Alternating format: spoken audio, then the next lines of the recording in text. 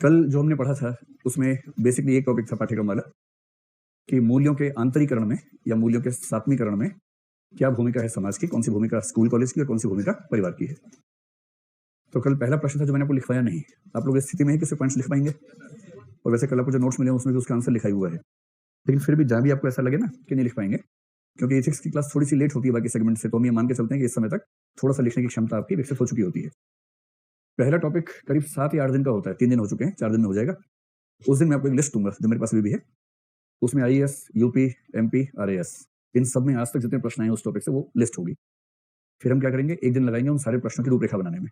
उनमें से जो प्रश्न आपको मुश्किल लगेगा मैं लिखवा दूंगा, और जो आप सोचेंगे कि हाँ आसान है उसे छोड़ते हुए आगे बढ़ेंगे। ये ठीक तरीका है। अगर आप चाहें कि मैं हर चीज लिखवाऊं तो मैं कर सकता हूं, पर उसमें फिर ये पेपर सब्जेक्टिविटी का पेपर है, समझदारी वाला है। अगर आप सारा कंसेप्ट समझेंगे तो लिख लेंगे अपने आप, और अगर लिखना ही चाहते हैं तो फिर वो तो है ही तरीका, आसान तरीका। तो क्या है जनता की राय, जन की बात, मन की बात। अच्छा चलिए एक दो टॉपिक्स करते हैं, फिर आप बताइएगा। मैं बीच से पूछूंगा कि ये वाला आप लिख पाएंगे कि नहीं, जैसे आप कहेंगे दिक्कत है उसका लिखवाता चलूंगा, ठीक है। तो कल कहाँ पहुंचे थे लास्ट में, आचरण। हाँ भाई बोलो, कौन कह रहा है?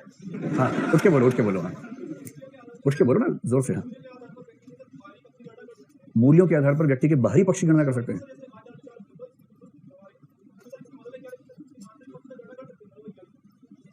हाँ क्या दिक्कत है? मतलब अगर आपका प्रश्न मैं ठीक समझ पा रहा हूँ तो इसका उत्तर हाँ है कि मूल्यों के आधार पर हम किसी के बाहरी पक्ष का निर्णय कर सकते हैं, ये तो ठीक ही है। क्या किसी के आंतरिक पक्ष का निर्णय भी कर सकते हैं? अगर आपको आंतरिक पक्ष के तथ्य पता है तो कर सकते हैं। हाँ मनोविज्ञान, अगर आपको तथ्य पता है तो कर सकते हैं, तथ्य नहीं पता है तो नहीं कर सकते हैं। जैसे आपकी राय में आपकी मम्मी आपको जो प्रेम करती हैं वो अनकंडीशनल है या कंडीशनल है? अनकंडीशनल है। अब ये एक मनोवैज्ञानिक तथ्य है, उनके मन के बारे में एक तथ्य आप जानते हैं, क्योंकि जानते हैं तो मूल्यांकन कर सकते हैं अपने मूल्यों से। किसी के मन में क्या चल रहा है अगर तथ्य है ही नहीं आपके पास तो मूल्यांकन नहीं कर पाएंगे। तो जिस भी विषय पर तथ्य है, चाहे वो मनोवैज्ञानिक विषय हो चाहे भौतिक विषय हो, उसका मूल्यांकन मूल्यों के आधार पर हो सकता है। जहां तथ्य है ही नहीं वहां तो संदेह रहेगा, वहां नहीं हो पाएगा, ठीक है। ये पहले मुझे भी कंफ्यूजन हुआ था, इनका जो प्रश्न है उसका भाव ये है कि अपने मूल्यों के आधार पर दूसरों का मूल्यांकन, वो दूसरों के मूल्यों के मूल्यांकन की बात नहीं कर रहे, अपने मूल्यों के बेस पर दूसरों के मूल्यांकन की बात कर रहे हैं। और यही होता है, हम अपने मूल्यों से दूसरों का मूल्यांकन करते हैं, मूल्य की यही भूमिका है। अपने मूल्यों से दूसरों के मूल्यों का भी मूल्यांकन करते हैं कि ये लोग ऐसा करते हैं, छी गंदे लोग हैं, भाई उनका मूल्य है आपका नहीं है मूल्य वो वाला, यही तो मामला है और क्या है। चलिए अच्छा, जब ये बात हुई ही है, एक अच्छा सवाल पूछा, तो मैं आपको 3 शब्दों से परिचित करवाना चाहता हूँ, होना चाहेंगे? 3 शब्द नोट कीजिए क्या है, इसको थोड़ा सा छोड़ के इन शब्दों का इस्तेमाल कहीं कहीं जीवन में करते रहेंगे तो अच्छा रहेगा। पहला शब्द है एथनोसेंट्रिज्म, ETHNOCENTRISM, एथनोसेंट्रिज्म। दूसरा शब्द है जीनोसेंट्रिज्म, XENO, जीनोसेंट्रिज्म। और तीसरा शब्द है कल्चरल रिलेटिविज्म। एंथ्रोपोलॉजी में, सोशियोलॉजी में इन 3 दृष्टिकोणों की चर्चा की जाती है संस्कृति के अध्ययन में, तो उसको हम मूल्यों के अध्ययन में भी अप्लाई कर सकते हैं, ठीक है।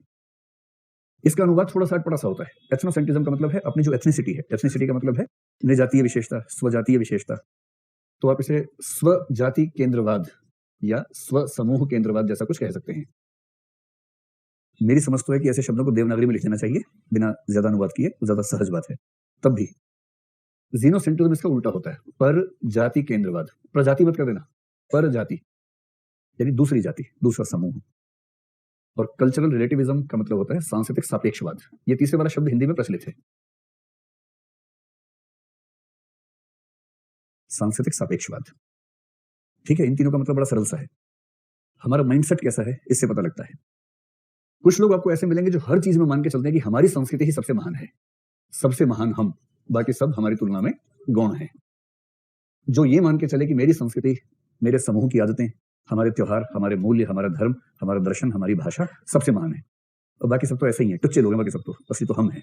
जिसका दिमाग ऐसा चले उसको बोलेंगे कि एथनोसेंट्रिक आदमी है। आमतौर पर पॉलिटिक्स में जो दक्षिणपंथी होते हैं वो सारे इस कैटेगरी के लोग होते हैं। तो यदि आपको भी लगता हो कि हमारी कल्चर में जो है वो महान इसीलिए है कि हमारी कल्चर में है, और बाकी कल्चर में जो कुछ भी वो टुच्चा है क्योंकि उनकी कल्चर में है, तो आप भी या मैं भी इस माइंडसेट के लोग कहलाएंगे। ऐसे लोगों की संख्या हमारे देश में कम है या काफी ज्यादा है? बताओ मित्रों, संख्या कम है कि ज्यादा है? ज्यादा है, खूब संख्या है, पर्याप्त संख्या है, ठीक। और ये किसी धर्म विशेष का मामला नहीं है, हर धर्म के लोगों में ऐसे पीस मिलेंगे आपको, हर भाषा में मिलेंगे ऐसे पीस। इसके विपरीत जो दिल्ली और बेंगलोर इन सब में मिलते हैं, नई पीढ़ी वाले, छोटी सी दाढ़ी, एक बाली नाक में, 2 ठुड्डी में डाली, एक बाली कान में, 1-2 होंठ में टांगे रखते हैं और कनाडा का झंडा पीछे टांग के कमीज के ऊपर छप के चलते हैं। ऐसे जो लोग हैं, जिनको हिंदी की फिल्म समझ में नहीं आती है, उनसे पूछो जोकर देख ली, Joker I have seen 7 times, you know. ऐसे वाले मेरे आस-पास भी ऐसे पीस हैं 2-4। उनसे बोलो कि हिंदी की फिल्म देखोगे, ऐसे ऐसा मुँह बनाते हैं कि जैसे हिंदी पता नहीं क्या चीज़ है। शर्म आती है उन लोगों को। जो कुछ भी विदेशी है, विदेशी मतलब भूटान का नहीं, पाकिस्तान का नहीं, अमेरिका, पश्चिमी यूरोप, ऑस्ट्रेलिया, उनके लिए ऑस्ट्रेलिया भी पश्चिम में है।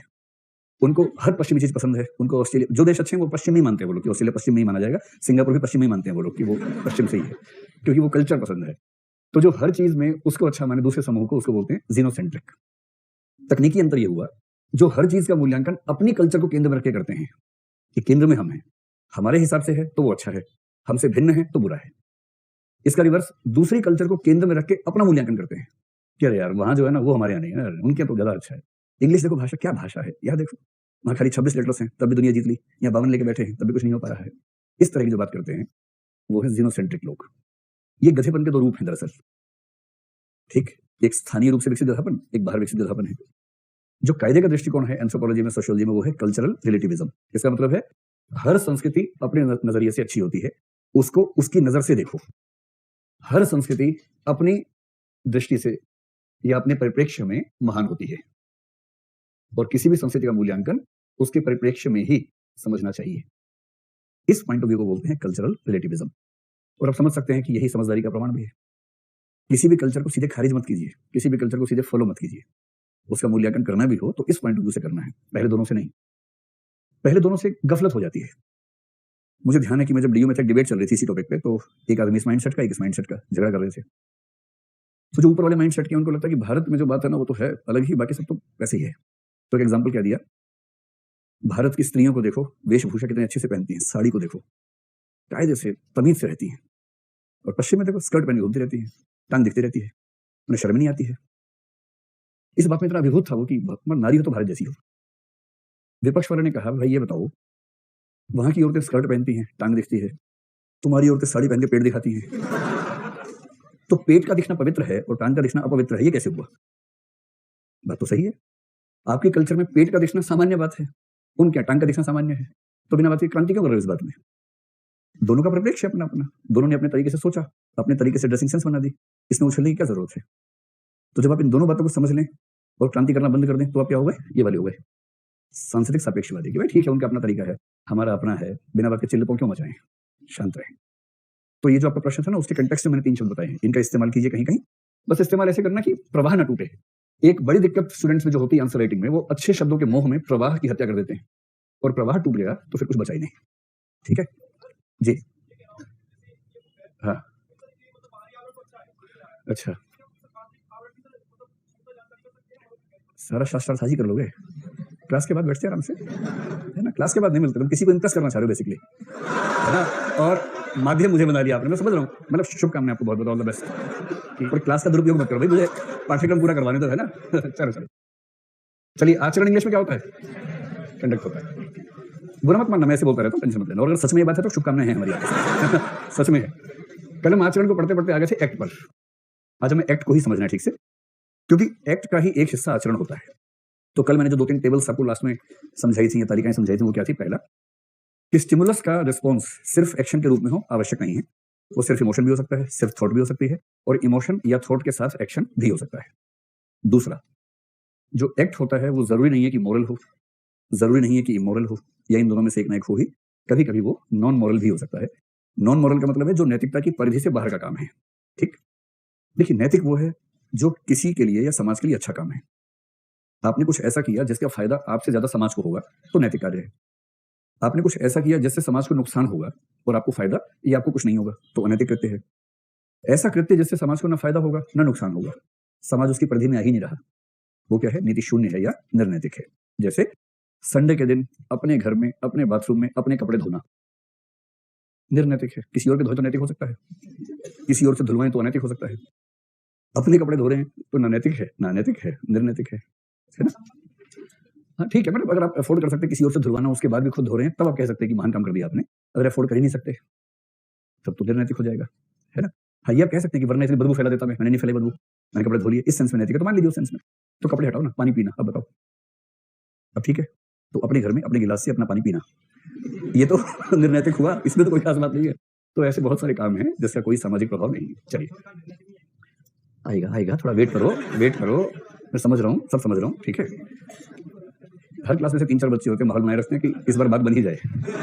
तो तीसरा था कि एक्ट जो होता है वो किसी का भी हो सकता है, पेड़ पौधे का हो सकता है, पशु पक्षी का, मशीन का, मनुष्य का। अब हमें समझना है कि एथिक्स की दुनिया में कौन से एक्ट्स आते हैं और वो केवल मानवीय मसला है। तो मैं एक शब्द बना रहा हूँ, मानवीय कृत्य या मानवों के एक्ट्स, वहां से शुरू करता हूँ और अंत में 3-4 वाक्यों में इसको लिख भी लेंगे ताकि आप लिखने की स्थिति में आ जाए। बाकी सबको हमने छोड़ दिया, और जो छोड़ दिया आप समझ लें, मैं कहना चाह रहा हूँ कि नैतिकता के क्षेत्र में ना इमोशंस आएंगे ना थॉट्स आएंगे जब तक वो एक्ट ना बन जाए। एक्ट्स में से ना मशीन के आएंगे, ना पेड़ पौधे के, ना पशु पक्षी के, केवल मनुष्य के आएंगे। ठीक। अब मानवीय कृत्य कितने प्रकार के हो सकते हैं वो डिपेंड करता है कि मानव कितने प्रकार के हो सकते हैं। कुछ मानव होते हैं समाज में रहने वाले मानव, समाज में रहने वाले मानवों के कृत्य। ठीक। कुछ हो सकता है जो समाज से दूर है। आप सोचेंगे समाज से दूर कैसे हो सकता है कोई, लेकिन ऐसे कुछ एग्जांपल्स हैं दुनिया भर में, ज्यादा नहीं, 5, 7, 10 एग्जांपल्स ऐसे हैं आज तक के इतिहास में कि कोई ह्यूमन बीइंग संयोग से समाज से दूर हो गया, जंगल चला गया, जंगल में ही बस गया, एनिमल्स के साथ रहने लगा और एक समय के बाद भूल गया कि ह्यूमन सोसाइटी क्या होती है। ऐसे कई एग्जांपल्स हैं, कम से कम 5 तो भारतीय समाजशास्त्र में मिलते हैं ऐसे एग्जांपल्स, कुछ भारत के बाहर भी हैं। अकबर के समय का एक बहुत प्रसिद्ध उदाहरण ऐसा देखा गया है और ऐसे एग्जांपल्स में देखा गया, एक रीसेंट एग्जांपल छोड़ दें अगर अफ्रीका का, बाकी सब में देखा गया कि जब वो बच्चा वापस लौटा भी समाज में तो वो समाज का हिस्सा बन नहीं पाया, उसकी मृत्यु बहुत जल्दी हो गई। एक रीसेंट एग्जांपल अफ्रीका का है जहां वो बच्चा लौट भी गया, धीरे धीरे उसने सीख भी लिया चीजों को और अब वो वहां का एक अच्छा पॉप सिंगर बन गया है अफ्रीका के देश का, जिसके बैकग्राउंड कुछ इस प्रकार की थी। तो वो एक नया एग्जांपल है, लेकिन जनरली जो समाज से दूर है, पशुओं के साथ है, जंगल में है, मोगली समझ लीजिए, मतलब ठीक है, मोगली लिख लो। तो इनके कृत्यों को हम नैतिकता की परिधि से दूर रखते हैं। ठीक। अब जो समाज में रहने वाले मनुष्य हैं वो भी 2 प्रकार के हो सकते हैं।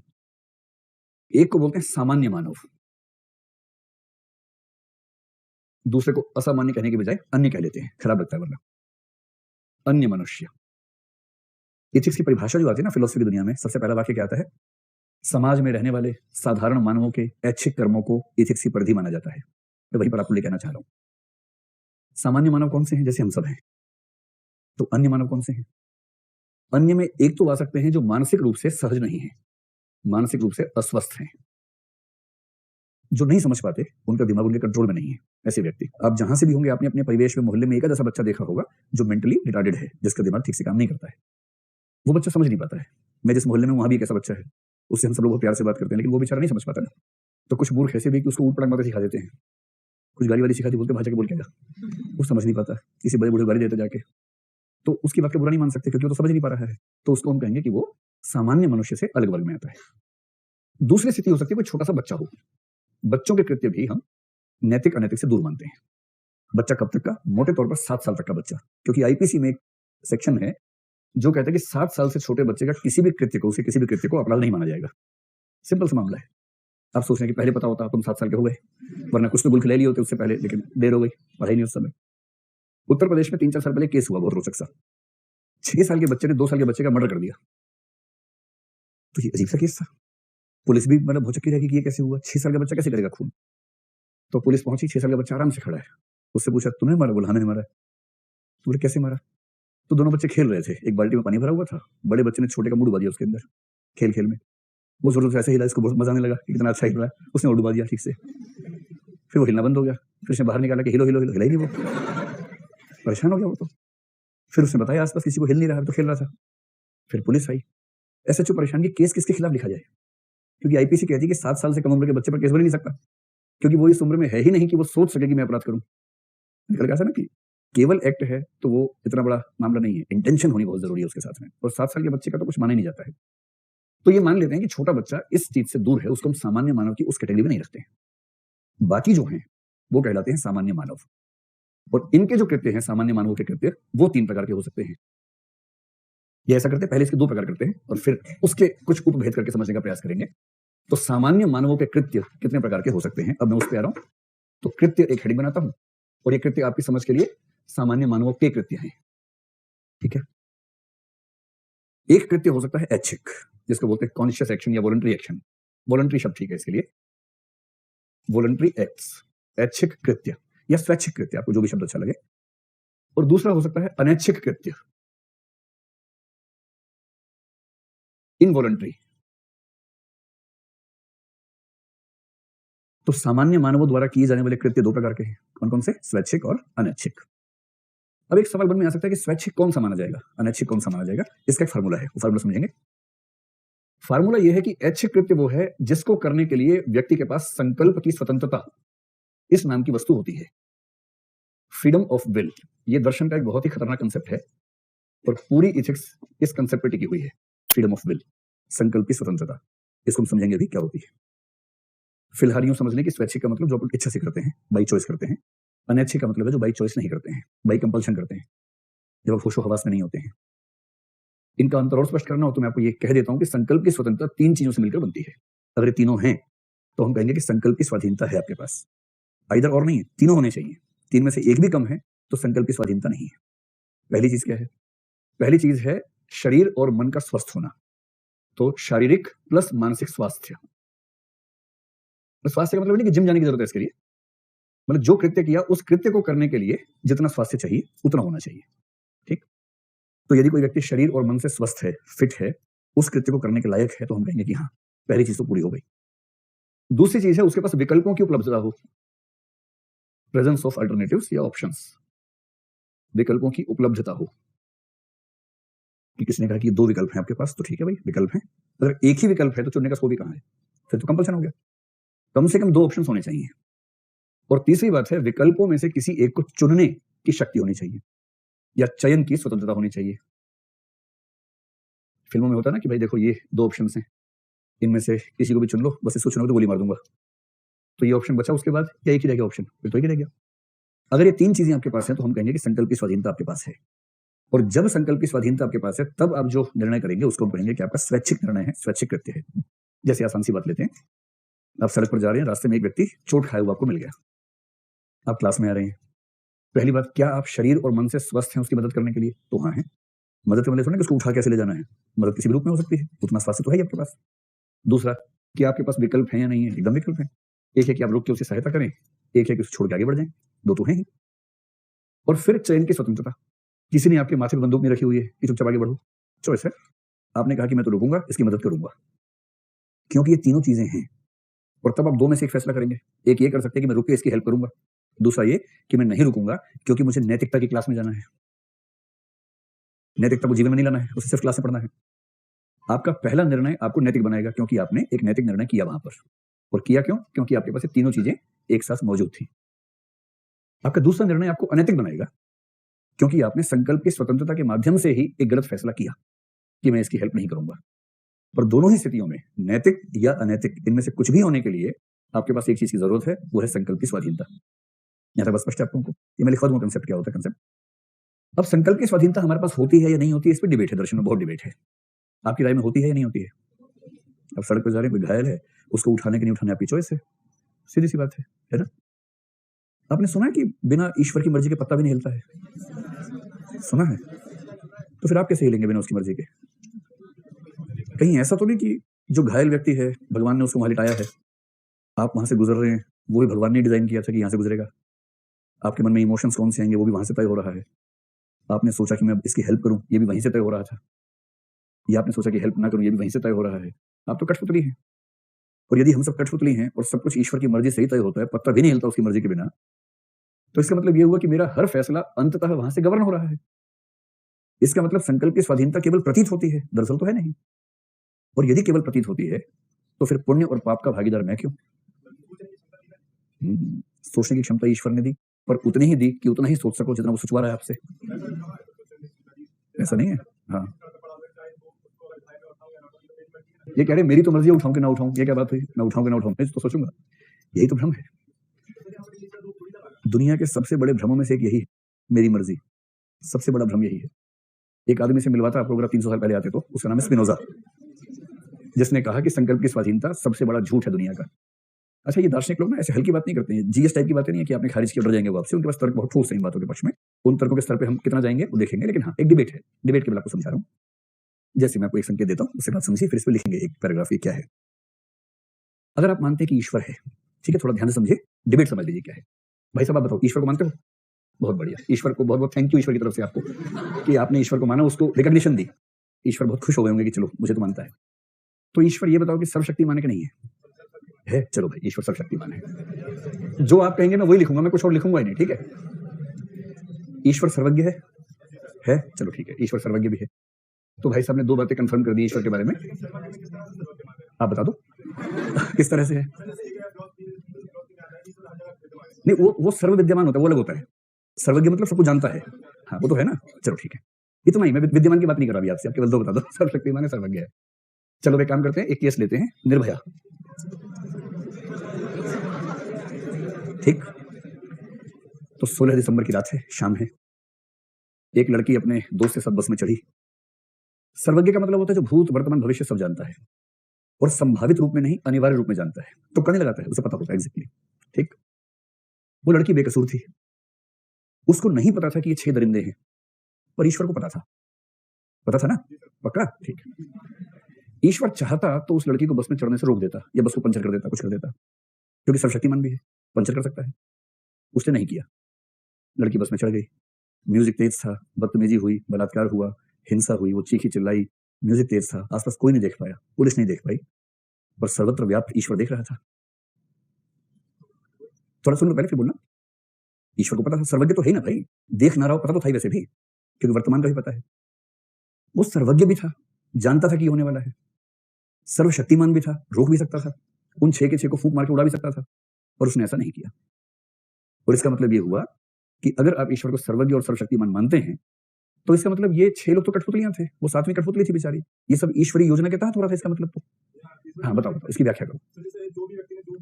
हाँ, अरे भाई देखो, दर्शन की चर्चा में जीके की बात नहीं करनी चाहिए, अब जीके लेवल की बात कर रहे हो आप, दर्शन की बात फिर दर्शन के स्तर पे करो। ईश्वर सर्वशक्तिमान था, तो उसने उन अपराधियों को अपराध करने से रोका क्यों नहीं? या तो ये मान ले कि ईश्वर अनैतिक है। हाँ, ईश्वर ने कहा चिंतन कर लो और फिर बलात्कार कर दो, मैं कुछ नहीं करूंगा। आप सोचिए, आप भी चिंतन करते हैं, आपकी शक्ति जहां है, आप एसपी हैं, जिले में हैं, आपको पता लगा कि कुछ पुरुष एक महिला से बदतमीजी करने जा रहे हैं, सूचना है, आप एसएसपी हैं जिले के, आप उसको रोकेंगे या ये सोचेंगे कि बुद्धि दी है, इनको खुद समझ लेंगे? रोकेंगे उनको? नहीं रोकोगे? मैं हार गया, ठीक है, क्योंकि समय बचाना जरूरी है बेसिकली। ठीक, ये तो तर्क है कि यदि ईश्वर सर्वशक्तिमान भी है, सर्वज्ञ भी है, और फिर भी कुछ नहीं करता है, इसका मतलब ये हुआ कि ईश्वर चाहता तो रोक सकता था। या तो ईश्वर सर्वशक्तिमान है नहीं, या वो सर्वज्ञ है नहीं, और यदि वो दोनों हैं तो वो नैतिक नहीं है, फिर वो अनैतिक है। और इनमें से कुछ भी मानते ही धर्म के मानने वालों के पेट में खलबली मच जाती है, वो मान नहीं सकते इन बातों को। इसलिए उन्होंने एक व्याख्या निकाली, जो आप नहीं बता रहे, मैं आपको बताता हूँ उसकी व्याख्या क्या निकाली। उन्होंने उसकी व्याख्या अलग अलग धर्मों में अलग निकाल ली। हिंदू लोग बोलते हैं लीला है, ईसाई लोग बोलते हैं कि ईश्वर ने मनुष्य को संकल्प की स्वाधीनता दी और कहा कि तुम्हारे स्पेस के बीच में रोकूंगा नहीं मैं तुम्हें, पर जो भी करोगे उसका हिसाब बराबर करूंगा बाद में। ईश्वर रोक सकता है, पर ईश्वर रोकता नहीं है, क्योंकि ईश्वर ने संकल्प की स्वाधीनता दी है और उतने हिस्से में से अपने आप को पीछे खींच लिया है। पीछे खींचने का निर्णय उसका अपना है, क्योंकि वो सर्वशक्तिमान है। ये गोल मटोल व्याख्या है, बहुत तार्किक व्याख्या नहीं है, लेकिन ईसाई लोग इस व्याख्या को मान के खुश रहते हैं। और कुछ लोग मानते हैं कि नहीं, सच बात यह है कि इस बात को ठीक से मान लो, इस ब्रह्मांड में ईश्वर की उपस्थिति में हमारी कोई हैसियत नहीं है।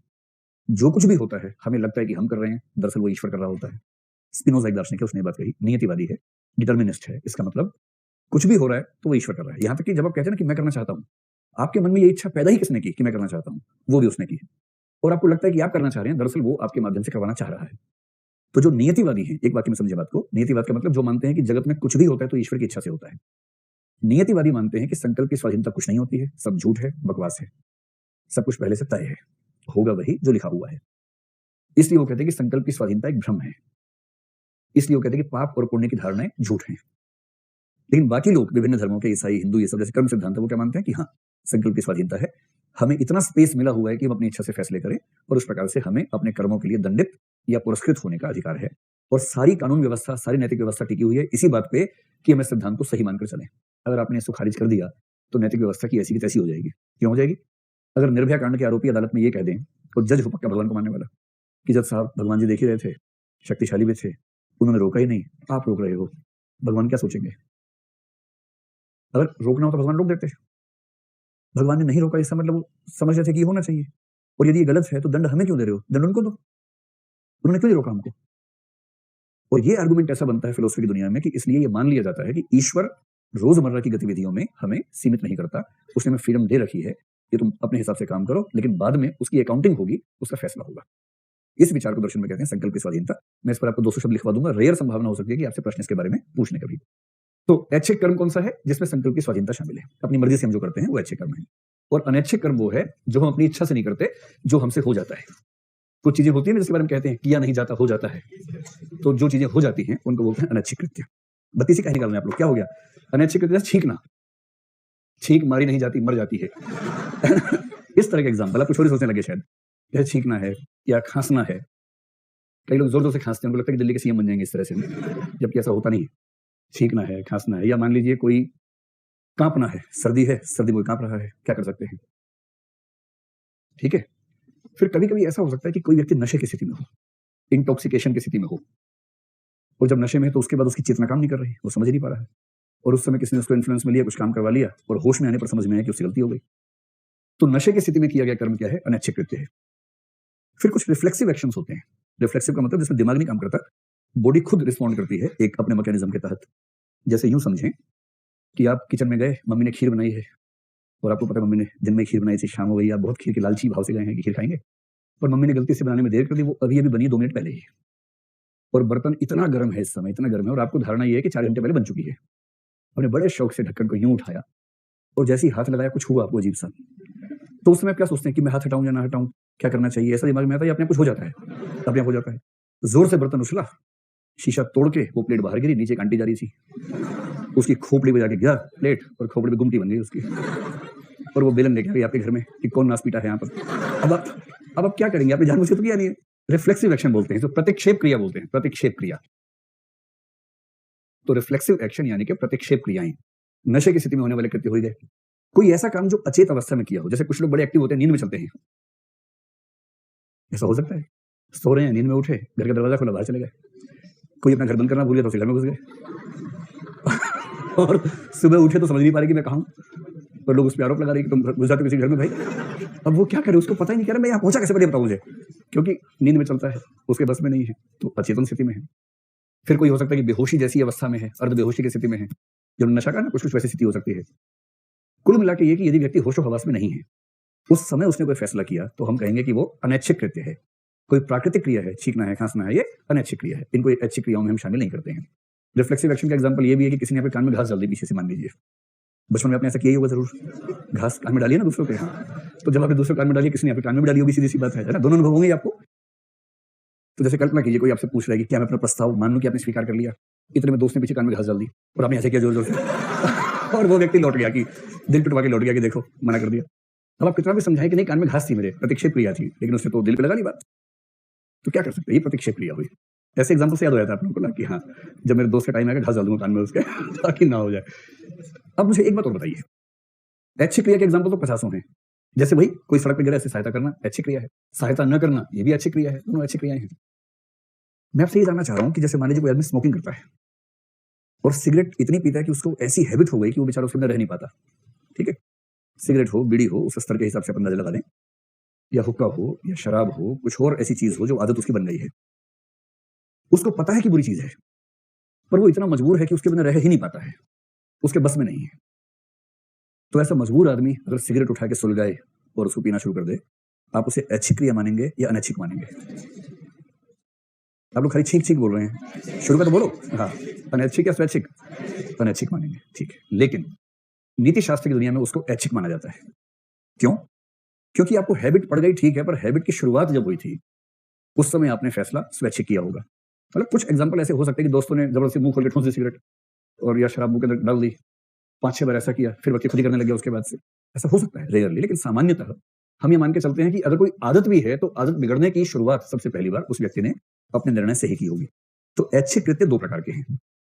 एक है सचेतन ऐच्छिक कृत्य या सायास ऐच्छिक कृत्य, conscious voluntary actions, CVA, conscious voluntary actions, जिसका मोटा सा मतलब है होशो हवास में किया गया काम है पूरी तरह से। और दूसरे को बोलते हैं आदतन किए जाने वाले ऐच्छिक कृत्य, आदतन ऐच्छिक कृत्य, हैबिचुअल वॉलंटरी एक्शंस। तो हैबिचुअल एक्शंस भी वॉलंटरी एक्शंस ही माने जाएंगे, जैसी दुनिया में एक सामान्य सिद्धांत स्वीकृत है।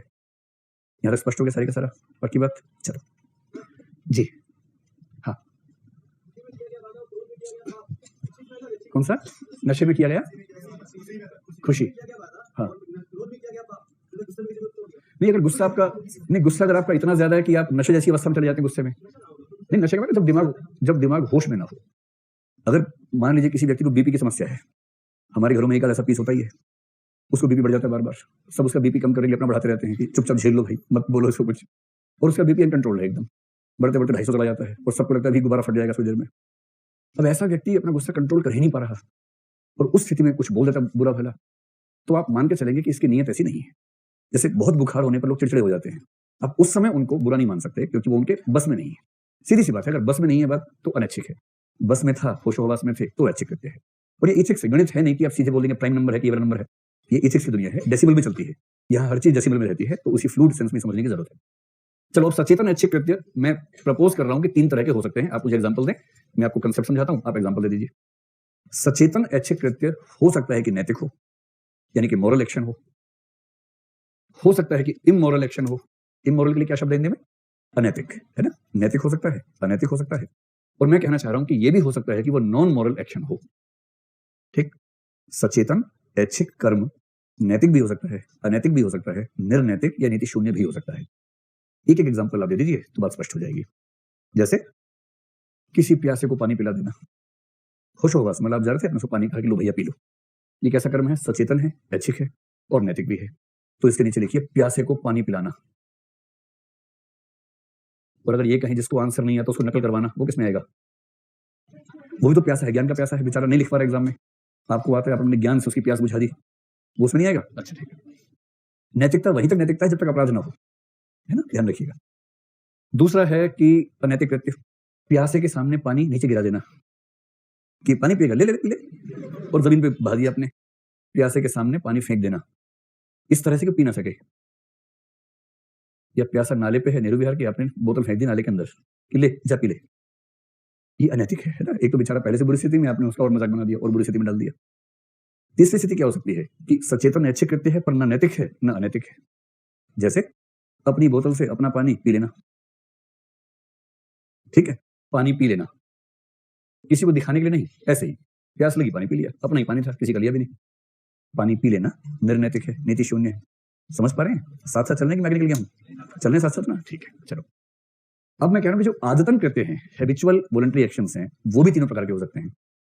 तो मॉरल एक्शन भी हो सकता है, इमोरल एक्शन भी हो सकता है और नॉन मॉरल एक्शन भी हो सकता है। इसके एग्जांपल आप दे दीजिए, बस हैबिट होनी चाहिए।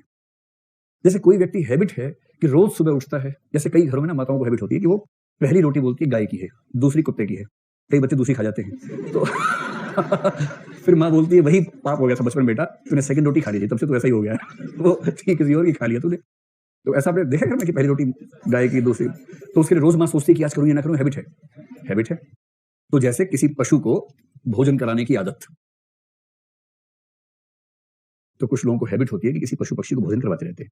गर्मी आती है तो पानी भर के एक बर्तन में बाहर रख देते हैं, कोई पक्षी आएगा प्यासा तो पानी पी लेगा, हैबिट है, रोज करते हैं, ऐसा सोचते नहीं है, आदत का हिस्सा है। कुछ ऐसे घटिया इंसान भी है जो आदतन कुछ खराब करते रहते हैं। ऐसे कई बच्चे हैं सड़क पर चलते हैं, जैसे कुत्ता देखते पत्थर मार देते हैं उसको, सोचते नहीं है, जैसे देखा अरे रुको, कोई बहुत दिमाग नहीं लगाते हैं। उनको आदत है कि अगर कोई आसपास ठीक घूम रहा है तो मेरे होते हुए क्यों घूम रहा है ठीक, तो आदतन दूसरों को चोट पहुंचाना। अच्छा, आपके हॉस्टल में एक ऐसा व्यक्ति होगा कि आप पढ़ रहे हैं, वो चला 2 बार बिना बात के, कभी होता है ऐसा कि आप पढ़ रहे हैं, कुछ कर रहे हैं, अचानक धम से हमारा पीछे, आप कह रहे हैं क्या हुआ, कुछ नहीं, ऐसे ही निकले थे, सोचा मार देते हैं थोड़ा सा कभी देखा आपने ऐसा कोई मामला? ऐसे कुछ होते हैं खिसके हुए इंसान जो बिना किसी वजह के कोई हमारे। अच्छा, एक और प्रकृति है, कुछ लोग, एक आध को मैं जानता हूं ऐसे व्यक्ति को, देखो झूठ आदमी बोलते हैं मुख्य रूप से 2 वजहों से, या तो लालच हो या भय हो, कि सच बोल दूंगा तो नुकसान हो जाएगा, सच बोल दूंगा तो कुछ फायदा नहीं होगा। इन वजहों से आदमी झूठ बोलता है। आमतौर पे झूठ की 2 ही वजह मानी जाती हैं, लालच या भय। कुछ लोग ऐसे झूठे हैं जो बिना किसी वजह के झूठ बोलते हैं, उनको बोलते हैं आदतन झूठा। कुछ मतलब जैसे आप पूछेंगे और सब ठीक चल रहा है, नहीं अपने क्या हुआ, बोले नहीं कुछ भी नहीं, ऐसे बोल दिया। झूठ बोलने की हैबिट है। तो यदि कोई आदतन झूठ बोलता हो तो आप कहेंगे कि ये आदतन अनैतिक कृत्य करता है, झूठ बोलना। अगर ऐसे व्यक्ति का हश्र देखना हो तो हिंदी की एक फिल्म आई थी झूठी नाम की, वो कभी देखिए। उस फिल्म में वही नायिका थी जो बूढ़ी हो ही नहीं रही भारत में। कौन है वो नायिका? रेखा। तो उसकी उम्र भी वैसी ही निकली फाइनली, देखिए। तो पूरी फिल्म इसी बात पे, उसको झूठ बोलने की ऐसी हैबिट है, हर बात पे झूठ बोलती है। और अंत में वही भरोसा खो बैठी, तो उसको फिर बाद में रियलाइज हुआ कि ये गलत चीज है। आदतन होने वाले ऐसे कृत्य जो निर्नैतिक हैं, ठीक, कुछ ना कुछ हैबिट आपको भी ऐसी होगी जो थोड़ी अलग सी होगी, है तो है, पर उससे न समाज का फायदा होता है न समाज का नुकसान होता है। जैसे क्या हो सकता है? बार बार थूकना, उसमें बड़ा ध्यान रखना पड़ता है, कहाँ थूक रहे हो भाई। सड़क पर थूकना बुरी बात है ना, वो तो खराब कर दिया। हाँ, साफ सफाई रखना बहुत शोभा नहीं दे रहा है। आपकी उम्र में लोग ऐसी बात करें, अच्छा नहीं लग रहा सुनने में, वो भी विद्यार्थी जीवन में कहाँ कोई ऐसा करता है। सफेद टी शर्ट वाले भैया, हाँ, सोना, फाइनली सोने ध्यान है आपको, ठीक है, सोना। कुछ लोग बहुत सोते हैं और जब वो सोते सोते थक जाते हैं तो सो जाते हैं, तो थकान दूर करने के लिए फिर सो जाते हैं, तो उनका सोना चक्र दोष दर्शन में कहलाता है। चक्र दोष जैसा मतलब क से ख, ख से क, वो स्थिति आ जाती है। गाना, ठीक है, नहाते समय गाना, हाँ, नहाते समय तो गाना निकल जाता है, वो तो ठंडा पानी हो ही जाता है, ठीक है। अब आइए अनैच्छिक कृत्यों पर। अनैच्छिक कृत्य जो है इनवॉलंटरी, अब आप मुझे ये बताएं कि इनवॉलंटरी एक्शंस नैतिक, अनैतिक, निर्नैतिक, इनमें से कौन से प्रकार के हो सकते हैं? मैं आपको 2-3 एग्जांपल देता हूं, आप बताएं कि किसमें रखेंगे उसको, ठीक है। जैसे एक व्यक्ति स्कूटर चला रहा था, उसको झपकी आने लगी, इतने में पीछे बैठे उसके दोस्त या उसकी पत्नी या उसके भाई या बहन को जोर से छींक आ गई, जोर से छींका, उससे उसकी नींद खुल गई और एक्सीडेंट होने से बच गया। तो छींक नैतिक थी, अनैतिक थी या निर्नैतिक थी? देखो, उस छींक से एक्सीडेंट बचा है, मजाक मत समझो। एक बार 3 बच्चे तालाब में डूब रहे थे, एक आदमी तीनों को बचा के ले आया। लोगों ने कहा वाह कितने महान आदमी हैं, इंटरव्यू लेने आ गया सबसे तेज चैनल का पत्रकार, कमाल कर दिया आपने, कमाल कर दिया, कैसे बचाया? बोले बताऊंगा, पहले बच्चे बताओ कहां पर हैं।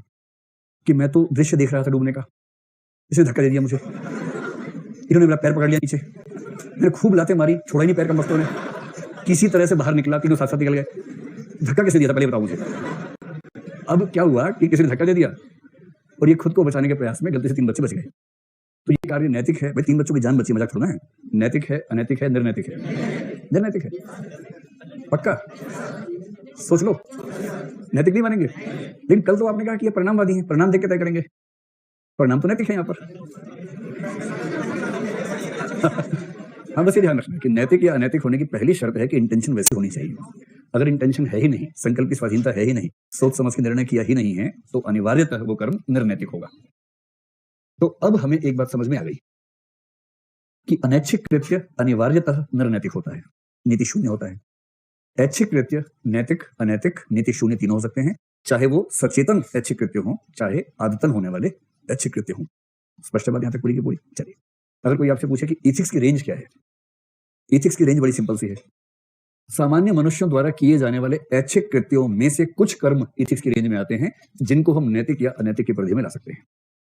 अनैच्छिक कृत्य नहीं आएंगे, पशु पक्षियों के, मशीनों के, पेड़ पौधों के कृत्य नहीं आएंगे, छोटे बच्चों के नहीं आएंगे, जो मानसिक रूप से विक्षिप्त हैं उनके कृत्य नहीं आएंगे, समाज से जो बाहर हैं उनके नहीं आएंगे, और एक वाक्य में समाज में रहने वाले सामान्य मानवों के ऐच्छिक कृत्यों के कुछ हिस्से को नैतिक और अनैतिक में शामिल करते हैं, वही इथिक्स से कृत्यों की रेंज है। इन कृत्यों की बारंबारता को बोलते हैं आचरण। तो पहले जो तक सोचा ना उसको लिख लीजिए क्या मामला है, क्योंकि लिखना थोड़ा सा मुश्किल होगा आपके लिए।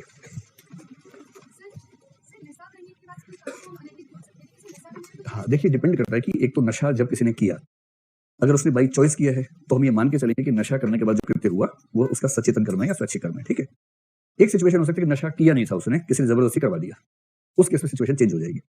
एक ये भी हो सकता है कि नशा जो सोच के किया गया था, मान लीजिए कि एक खास कोई नशा है, एक खास अमाउंट में लेता है व्यक्ति रोज, उसने उसी अमाउंट में लिया, संयोग से उस दिन जो वस्तु थी उसमें नशे की मात्रा ज्यादा थी जो उसको नहीं पता था, तो नशे की मात्रा ज्यादा हो गई, दिमाग ने काम करना बंद कर दिया।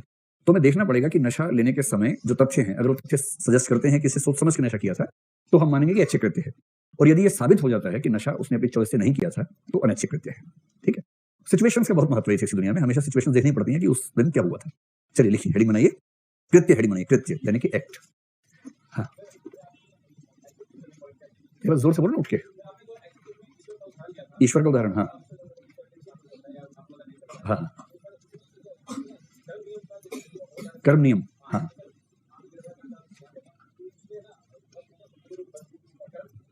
अच्छा, ठीक। कर्म सिद्धांत पढ़ेंगे आगे चल के, थोड़ा पढ़ तो पहले कर्म सिद्धांत भाई। हाँ हाँ, सकता है, आप जो कह रहे हैं एकदम ठीक कह रहे हैं, एकदम निश्चिंत रहिए, ठीक है। लिखिए, कृत्य, हेडिंग बनाइए, कृत्य।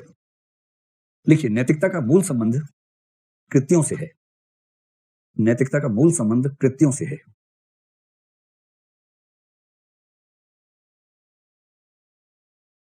किसी उत्प्रेरक, ब्रैकेट में लिखिए स्टिमुलस या स्टिमुलाई, किसी उत्प्रेरक की उपस्थिति में व्यक्ति की प्रतिक्रिया केवल भावनात्मक भी हो सकती है, केवल भावनात्मक भी हो सकती है, कॉमा केवल बौद्धिक भी, और कृत्य के रूप में भी, केवल बौद्धिक भी और कृत्य के रूप में भी, पूर्ण विराम। यदि कोई व्यक्ति कोई कृत्य नहीं करता, यदि कोई व्यक्ति कोई कृत्य नहीं करता, तो हम उसे नैतिक या अनैतिक नहीं ठहरा सकते, तो हम उसे नैतिक या अनैतिक नहीं ठहरा सकते, पूर्ण विराम। किसी व्यक्ति के मन में खास किस्म की भावनाओं का होना, किसी व्यक्ति के मन में खास किस्म की भावनाओं का होना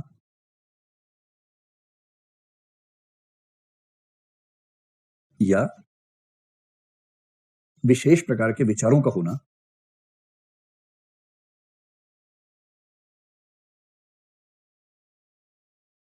महत्वपूर्ण तो है, महत्वपूर्ण तो है, किंतु तब तक उसे नैतिक या अनैतिक नहीं बनाता, किंतु तब तक उसे नैतिक या अनैतिक नहीं बनाता जब तक वह उन पर आधारित कृत्य न कर दे, जब तक वह उन पर आधारित या उनसे प्रभावित होकर कृत्य न कर दे। इथिक्स में जब भी कुछ लिखो सिद्धांत साथ में एग्जांपल देके समझा दो, एकदम सिंपल फार्मूला है, सारा आपका जो आंसर शीट है एग्जांपल से भरी होनी चाहिए, पूर्ण विराम। आगे लिखो, उदाहरण के लिए किसी के प्रति नफरत होना, उदाहरण के लिए किसी के प्रति नफरत होना अनैतिक होने के लिए पर्याप्त नहीं है,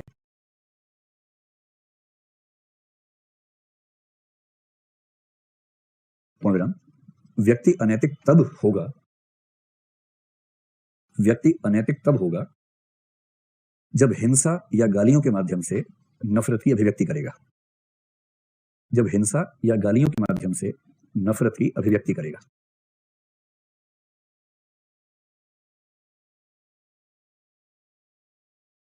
नेक्स्ट पैरा, सभी कृत्य नैतिकता की परिधि में शामिल नहीं है, सभी कृत्य नैतिकता की परिधि में शामिल नहीं है,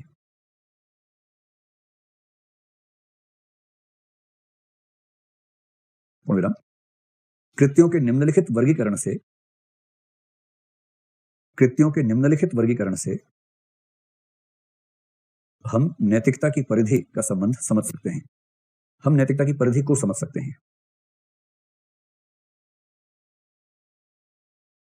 अब इसके बाद केवल इतना हिस्सा बना लीजिए, कृत्य के नीचे ऐच्छिक, अनैच्छिक, और ऐच्छिक के नीचे दो, सचेतन और आदतन, इतना केवल चित्र बना लीजिए यहां पर, फिर इसको एक्सप्लेन करेंगे।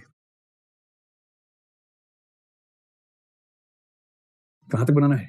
यहां तक बनाना है, इतना। मतलब आपकी चॉइस, अगर आप चाहें तो एग्जांपल दे सकते हैं, वरना एग्जांपल लिख के भी समझा सकते हैं।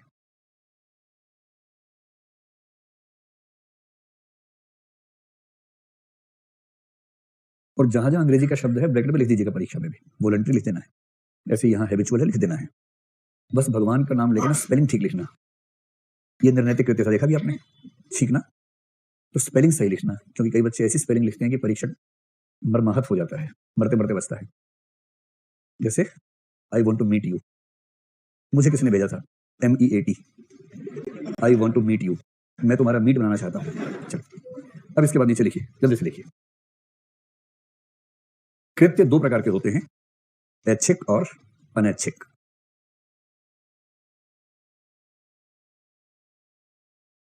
व्यक्ति जो कृत्य संकल्प की स्वतंत्रता के माध्यम से करता है, व्यक्ति जो कृत्य संकल्प की स्वतंत्रता, ब्रैकेट में संभव तो लिखिए फ्रीडम ऑफ विल,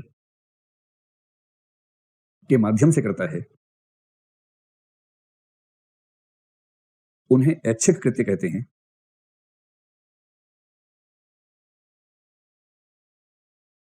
और जिन कृत्यों को करने में मनुष्य का अपना बस नहीं होता, और जिन कृत्यों को करने में मनुष्य का अपना बस नहीं होता, उन्हें अनैच्छिक कृत्य कहा जाता है।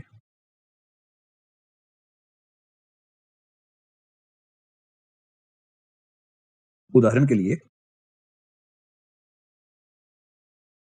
गीत गाना, भोजन करना, पढ़ाई करना ऐच्छिक कृत्य हैं।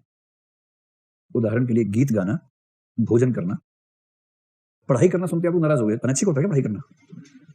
गीत गाना, भोजन करना, पढ़ाई करना ऐच्छिक कृत्य हैं, जबकि छींकना, कांपना, बीमारी में गुस्सा करना,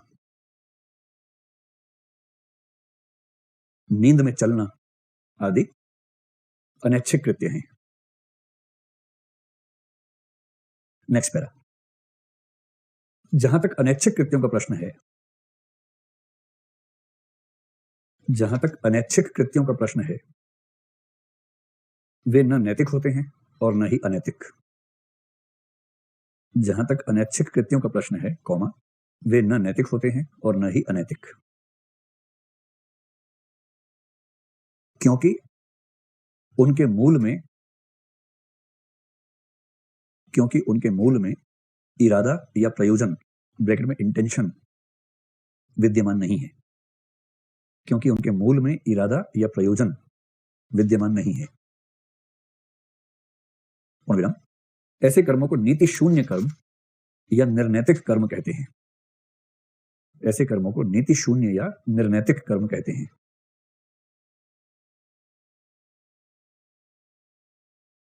नेक्स्ट पैरा। ऐच्छिक कृत्य दो प्रकार के हैं, डैश, सचेतन ऐच्छिक कृत्य तथा आदतन ऐच्छिक कृत्य। सचेतन ऐच्छिक कृत्य व आदतन ऐच्छिक कृत्य। सचेतन कृत्य वे हैं जो उसी समय होशो हवास में किए जाते हैं। सचेतन कृत्य वे हैं जो उसी समय होशो हवास में या सोच समझकर, उसी समय सोच समझकर किए जाते हैं।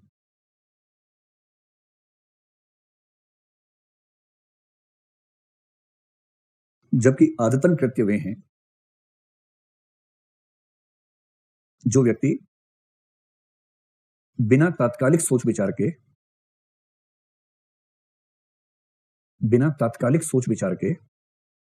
अपनी आदत के वशीभूत करता है। वशीभूत भूत का एक प्रकार होता है, समझते ना? वशीभूत आदत के वशीभूत करता है। चूंकि आदत की शुरुआत ऐच्छिक कृत्य से ही होती है,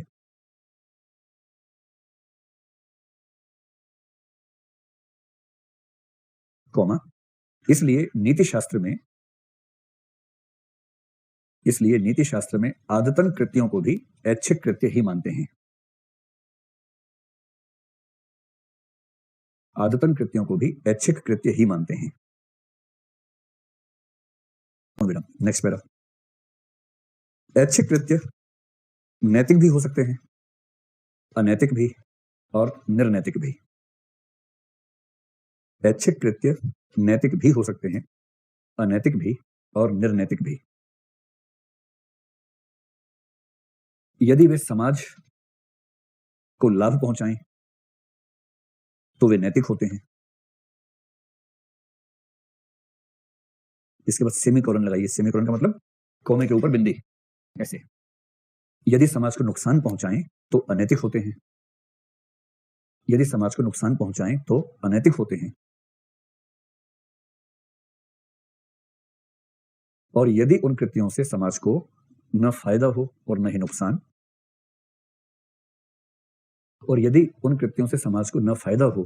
नुकसान, तो उन्हें निर्नैतिक कृत्य कहा जाएगा।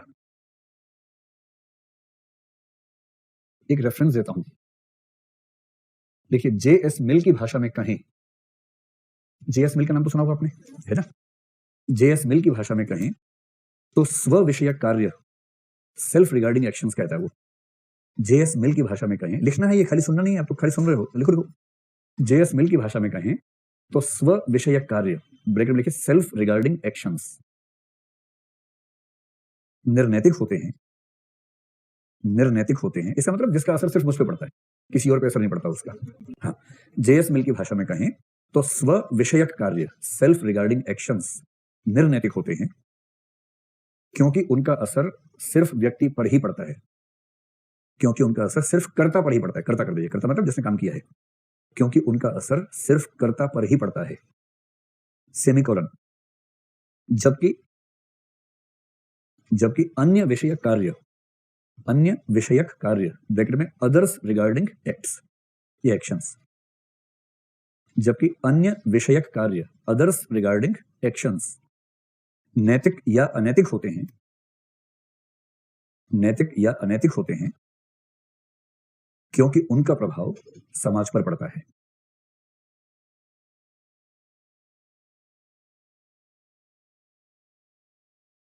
उदाहरण के तौर पर चोरी करना अनैतिक कार्य है,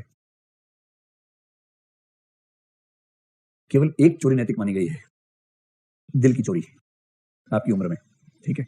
लिखना नहीं है, सभी मजाक चल रहा है, इसको परीक्षा में लिख के आना है, ठीक है। क्या था? हाँ, उदाहरण के लिए चोरी करना अनैतिक कृत्य है, कॉमा, दूसरों की सहायता करना नैतिक कृत्य है, जबकि अपनी रुचि का कोई कार्य करना निर्नैतिक कृत्य है। जबकि अपनी रुचि का कोई कार्य करना, ब्रैकेट में लिखिए, जैसे कविता लिखना, दूसरों को सुनाओगे तो अनैतिक हो जाएगा, लेकिन जब तक आप केवल लिख रहे हैं तब तक निर्नैतिक है। जैसे कविता लिखना निर्नैतिक कृत्य है। अब आप मुझे ये बताएं कि नैतिक अनैतिक निर्नैतिक कितना पूछेंगे, अब लिख लेंगे इसके बेस पर, लिखेंगे तो नहीं। एक प्रश्न मैंने आपको लिखवाया था, बताइए उसका आंसर लिख पाएंगे? क्या सभी मानवीय कृत्य नैतिक या अनैतिक ही होते हैं या उनसे अलग भी हो सकते हैं? वो तो मैं जानता हूं हो सकते हैं, लिख लेंगे इसका आंसर। अच्छा, मुझे ये बताओ कि कोई कृत्य निर्नैतिक कब होता है? एक काम करो, एक हेडिंग बनाओ छोटा सा, निर्नैतिक कृत्य के आधार। कोई कृत्य निर्नैतिक कब होगा? उसके नीचे दो निकाल लीजिए शाखाएं, दो में से कोई एक चीज होगी तो आप कहिए कि कृत्य निर्नैतिक है, नीति शून्य है। तो प्रश्न है, किसी कृत्य के नीति शून्य होने के आधार क्या क्या आधार हैं? इसमें दो शाखाएं निकालनी है आपने उसमें से। पहले में लिखिए, यदि वह कार्य अनैच्छिक हो। अनैच्छिक है तो उसके बाद सोचना ही नहीं है, समाज को फायदा हो नुकसान हो कुछ भी हो, निर्नैतिक ही होगा, ठीक। और दूसरी तरफ लिखिए, यदि वह ऐच्छिक हो किंतु न समाज के हित में हो न अहित में हो। फार्मूला स्पष्ट है एकदम। निर्नैतिक कृत्य दो प्रकार के होते हैं, पहला जो अनैच्छिक है, फिर अनैच्छिक कुछ भी हो। अनैच्छिक के नीचे ब्रैकेट में लिख लीजिए, छोटे बच्चे, विक्षिप्त लोग, बेहोशी, बीमारी, नींद, वो सब संकेत। कई लोग परेशान है, दाएं में झांक रहे हैं कि क्या छूट गया है, कुछ नहीं छूटा है। देखो, ध्यान से देखो, निर्नैतिक कृत्य बना लिया हेडिंग, उसके नीचे दो शाखाएं निकाल दी। पहली शाखा में लिखना है जो कृत्य अनैच्छिक है, उसी को चाहे तो नीचे ब्रैकेट में लिख लीजिए, जैसे छोटा बच्चा, जैसे मानसिक रूप से विक्षिप्त व्यक्ति, जैसे नींद में चलने वाला, जैसे प्राकृतिक क्रियाएं, खांसी, इस तरह की चीजें, जैसे बेहोशी में किए गए कृत्य, नशा, वो सब चीजें हो गई अनैच्छिक कृत्य। याद रहेगा इससे? अब दूसरी साइड में क्या लिखना है, वे ऐच्छिक कृत्य जो न समाज के हित में है न अहित में है, या जिनका प्रभाव सिर्फ व्यक्ति पर स्वयं ही पड़ता है, किसी और पर असर नहीं पड़ता उसका। जैसे अपने कपड़े धोना, अच्छा इस पे तो ऑब्जेक्शन हो गई थी, कपड़े धोना नैतिक मान लिया गया था। जैसे पानी पीना है ना, अपना भोजन करना, इस तरह के जो कृत्य हैं वो सब। मैं मान लूं कि आप कंफ्यूज जाएंगे नहीं इसके बाद, पक्का? चल ठीक है। उस परिभाषा में एक अंतिम शब्द बच गया जिससे एक सिद्धांत और हो जाएगा, फिर हम बाकी प्रश्नों पर आ जाएंगे। अच्छा हाँ, कोई पूछे आपसे आचरण क्या होता है, अभी कल समझेंगे आचरण, चरित्र, ये सब चीजें क्या होती है। चरित्र खूब सुना होगा अपने पेरेंट्स के मुंह से कि चरित्र बनाओ अपना, तो कैसे बनेगा कल समझते हैं चरित्र क्या चीज होती है। अगर कोई आपसे पूछे आचरण क्या है, एक वाक्य में इसका उत्तर है, कोई व्यक्ति आमतौर पर किस तरह के कृत्यों का चुनाव करता है, यह उसका आचरण है। रैंडम नहीं होता ना, कुछ लोग आमतौर पर नैतिक कृत्य ही करेंगे, कुछ आमतौर पर अनैतिक कृत्य ही करेंगे। तो व्यक्ति सामान्यतः नैतिक और अनैतिक में से कौन से कृत्यों का चयन करता है, इससे जो बनता है उसका आचरण है, ठीक है। एक वाक्य लिख लीजिए, आचरण का अर्थ है कंडक्ट। आचरण का अर्थ है कि व्यक्ति नैतिक और अनैतिक कर्मों में से किस प्रकार के कृत्यों का सामान्यतः चयन करता है।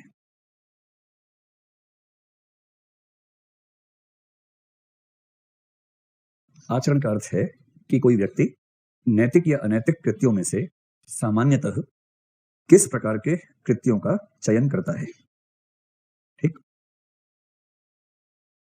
इसके बाद एक वाक्य और लिखेंगे तो एक फॉर्मूला और स्पष्ट हो जाएगा। लिखो इसके बाद एक वाक्य और, एक तरह के कृत्यों को बार बार करने से आचरण बनता है, जैसे बोलते हैं ना उसका आचरण खराब है, गुड कंडक्ट है, बैड कंडक्ट है, ये होता है। एक तरह के कृत्यों को बार बार करने से आचरण बनता है, और आचरण की बारंबारता जिसके आधार पर यह अनुमान किया जा सके, और जिसके आधार पर यह अनुमान किया जा सके किसी खास स्थिति में वह व्यक्ति क्या करेगा, कॉमा, उसे चरित्र कहते हैं, कैरेक्टर। ये बात समझ में आई आप लोगों को? कुछ व्यक्ति आदतन अच्छे काम करेंगे, आप कहेंगे गुड कंडक्ट है। कुछ आदतन खराब काम करेंगे, बैड कंडक्ट है, खराब आचरण है, दुराचारी व्यक्ति है, सदाचारी व्यक्ति है। अगर आचरण की बारंबारता इतनी हो जाए कि आप प्रिडिक्शंस करने की स्थिति में आ जाए कि भैया उसके साथ ये होगा तो वो तो यही करेगा, और आमतौर पर प्रिडिक्शंस आपके ठीक भी निकल रहे हैं, ये जो स्टेज है इसको बोलते हैं कैरेक्टर। और किसी के कैरेक्टर को जानने का मतलब है कि आप ये दावा कर सकते हैं कि खास परिस्थिति में इस व्यक्ति का रिस्पॉन्स क्या होगा। स्पष्ट हो गया एकदम? चलिए, अब अंतिम शब्द जो उस दिन बचा था वो था प्रतिमान, जिसके लिए अंग्रेजी शब्द है नॉर्म। इसका सिंपल अर्थ हमने समझ लिया था, लेकिन हमें अभी एक और चीज समझनी है, प्रतिमान या नॉर्म। देखिए, मैंने उस दिन आपसे कहा था कि एक शब्द तो है मूल्य, और मूल्य की विशेषताओं में से एक विशेषता था कि मूल्य अमूर्त होते हैं। याद है? होता क्या है कि मूल्य अमूर्त भी हैं और आदर्श भी हैं। हम जो चाहते हैं कि समाज जैसा बने वो हमारे मूल्य हैं, आदर्श हैं, और आदर्श अमूर्त है, यानी कि वो दिखता नहीं है, आप उसे टच नहीं कर सकते। और समाज में भोंदुओं की बहुतायत है, आप भोंदुओं से बहुत गहराई की उम्मीद कर नहीं सकते। जैसे आप समाज में देखो, मूल्य है सम्मान देने का, बड़ों को दो, सम्मान दो। भोंदू कहेगा कैसे देना है तो बताओ, आप कहेंगे अपने हिसाब से देख लो ना, जैसे ठीक लगे सम्मान दे दो। उसके बाद इतने वेरिएशन आ देंगे सम्मान देने के। कुछ दुष्ट तो सीनियर से पिटाई कर देंगे कि सम्मान दे रहा हूं, मैं तो ऐसे सम्मान देता हूं। तो ऐसे भोंदू प्रधान समाज में आवश्यकता होती है कि आप मूल्य के साथ साथ ये भी स्पष्ट कर दे कि मूल्य को व्यावहारिक जीवन में कैसे लेकर आना है। तो जैसे ही मूल्य को व्यावहारिक जीवन में लाएंगे तो बन जाएगा प्रतिमान, और प्रतिमान होता है मूर्त, और प्रतिमान होता है व्यवहार, हमारे व्यवहार में हम ले आते हैं। लेकिन प्रतिमान अपने आप में आदर्श नहीं है, प्रतिमान उस आदर्श तक पहुंचने का एक माध्यम है। देखिए, मानव समाज की सबसे बड़ी समस्या पता क्या है? एक वाक्य में कहूं तो बेसिकली मानव गधा है, ये समस्या है। अभी एग्जांपल से आपको समझाएंगे। एक मूल्य होता है, उस मूल्य के लिए प्रतिमान बनाते हैं, परिस्थितियां बदल जाती हैं, नई परिस्थितियों में वो प्रतिमान बेकार हो जाता है, और इंसान ये भूल जाता है कि ये प्रतिमान किसी मूल्य के लिए बनाया गया था, और अब इस प्रतिमान का उस मूल्य से लिंक टूट चुका है, उसके बाद प्रतिमान के ही पीछे पड़ा रहता है। ये है नैतिक संसार की मूल समस्या। अभी एग्जांपल देखेंगे तो उससे बात समझ में आएगी। बेसिकली जो बात आपने समझी, आदर्श और अमूर्त मूल्यों को साकार करने के लिए हम क्या बनाते हैं? प्रतिमान बनाते हैं। प्रतिमान कैसे बनते हैं? एग्जांपल के लिए हमने पहले समझा हुआ है, आदर देना अगर मूल्य है तो पैर छूना क्या है? पैर छूना प्रतिमान है। और प्रतिमानों की भिन्नता से यह निष्कर्ष नहीं निकालना चाहिए कि मूल्यों की भिन्नता है। हो सकता है कि दो समुदायों का मूल्य एक ही हो, किंतु उस मूल्य की अभिव्यक्ति के लिए प्रतिमान अलग अलग हो, दोनों के प्रतिमान। एक प्रसिद्ध एग्जांपल आता है, अगर यूरोप में किसी लड़की ने सफेद कपड़े पहने हो, आप छूटते उसको बधाई दे सकते हैं, और भारत में किसी ने सफेद कपड़े पहने हो और यदि आपने बधाई दे दी, समझ गए? ये अंतर मूल्यों का है, प्रतिमानों का है। वहां कहते हैं कि जिस दिन शादी होगी, सबसे बड़ा दिन जीवन का होगा, उस दिन सफेद कपड़े पहनेंगे, और यहाँ जब कुछ बचा ही नहीं जिंदगी में तब सफेद पहनेंगे। उस दिन तो लाल पहनेंगे ताकि बैल भाग के आए उसकी तरफ। लाल कपड़ा से बैल भाग जाता है, इसलिए तो लाल कपड़ा है, और वहां हमको सफेद अच्छा लगता है। सीधी सी बात है, सफेद और लाल का अंतर यही तो है। सांख्य दर्शन में कहा गया कि लाल रंग गति का प्रेरक है, और इसलिए रेड लाइट होती है, क्योंकि वो सबसे पहले समझ में आती है और व्यक्ति की चेतना पर असर डालती है। तो प्रतिमानों की भिन्नता से यह निष्कर्ष न निकालें कि मूल्यों की भिन्नता है। प्रतिमान कैसे बनते हैं? प्रतिमान के बनने की कहानी क्या है, उस कहानी को जल्दी से समझ लीजिए। हो सकता है किसी प्रश्न में इसकी जरूरत पड़े आपको। कैसे बनता है प्रतिमान? जैसे हम लोग पैर छूते हैं, ये कैसे बना होगा? कोई तरीका तो होगा ना इसका, कैसे बना होगा? इसमें धर्म की बहुत बड़ी भूमिका होती है। इसके बाद हम पढ़ेंगे धर्म और नैतिकता का संबंध क्या। देखिए, मूल्य तो है ही, पहले से है कि आदर करना है बड़ों का। हम इसी एग्जांपल पे चल रहे हैं कि बड़ों का आदर करना है। लोग सोच रहे हैं कैसे करें, आदर करना है। इतने में क्या होता है, हर समाज में कुछ नवाचारी लोग होते हैं, इनोवेटिव लोग होते हैं। उनमें से कोई व्यक्ति प्रयोग करता है, कई लोग प्रयोग करते हैं। जैसे 10 लोग हैं, 10 के 10 सम्मान करना चाह रहे हैं, प्रयोग कर रहे हैं। तो उनमें से किसी व्यक्ति ने एक प्रयोग किया, तो पहली स्थिति होती है व्यक्तिगत प्रयोग या प्रयास कह लीजिए। एक दिन एक बच्चे को अपने पेरेंट्स छोड़ के बहुत सम्मान फूटा उसके अंदर से, बहुत ज्यादा संभाल नहीं पा रहा बेचारा, इतना सम्मान फूट रहा है पेरेंट्स के लिए, क्या करे। तो पता नहीं क्या सोचा, जाके उनके पैर में पड़ गया और बड़ी तसल्ली मिली उसको कि मैंने सम्मान कर दिया। बाकी लोगों ने पूछा क्या कर रहा था, मछली की तरह नीचे ऐसे लौट रहा था, तो उसने कहा सम्मान कर रहा था, जो अमूर्त है ना उसको मूर्त कर रहा था, सम्मान कर रहा था। तो कुछ लोग हंसेंगे, पागल हो गया, मछली की तरह हिलता रहता है, कुछ मजाक बनाएंगे, कुछ कहेंगे नहीं यार अच्छा लग रहा था, हम भी ट्राई करेंगे। उसे अच्छा लगा, नेक्स्ट डे फिर उठा, फिर पैर छू लिया उसने। पेरेंट्स से पहली बार उछले, दूसरी बार नहीं उछले, समझ पैर छूने आ रहा है, मारने नहीं आ रहा है। तो 2-3 दिन में क्या हुआ कि उस घर में एक हैबिट हो गई। सेकंड स्टेज होती है व्यक्तिगत आदत, कि एक व्यक्ति ने प्रयोग किया, उसे ठीक लगा, फिर उसने उसको आदत की तरह इस्तेमाल करना शुरू कर दिया। कोई इसका विरोध क्यों करेगा? भाई उसको पेरेंट्स का आदर करना है, उसको पैर छूना अच्छा लग रहा है, उसने छुआ, पेरेंट्स को भी ठीक लग रहा है, तो कोई दिक्कत नहीं है। आसपास के लोग ऑब्जर्व जरूर कर रहे हैं कि इसका तरीका ये है, हमारा तरीका तो वो है।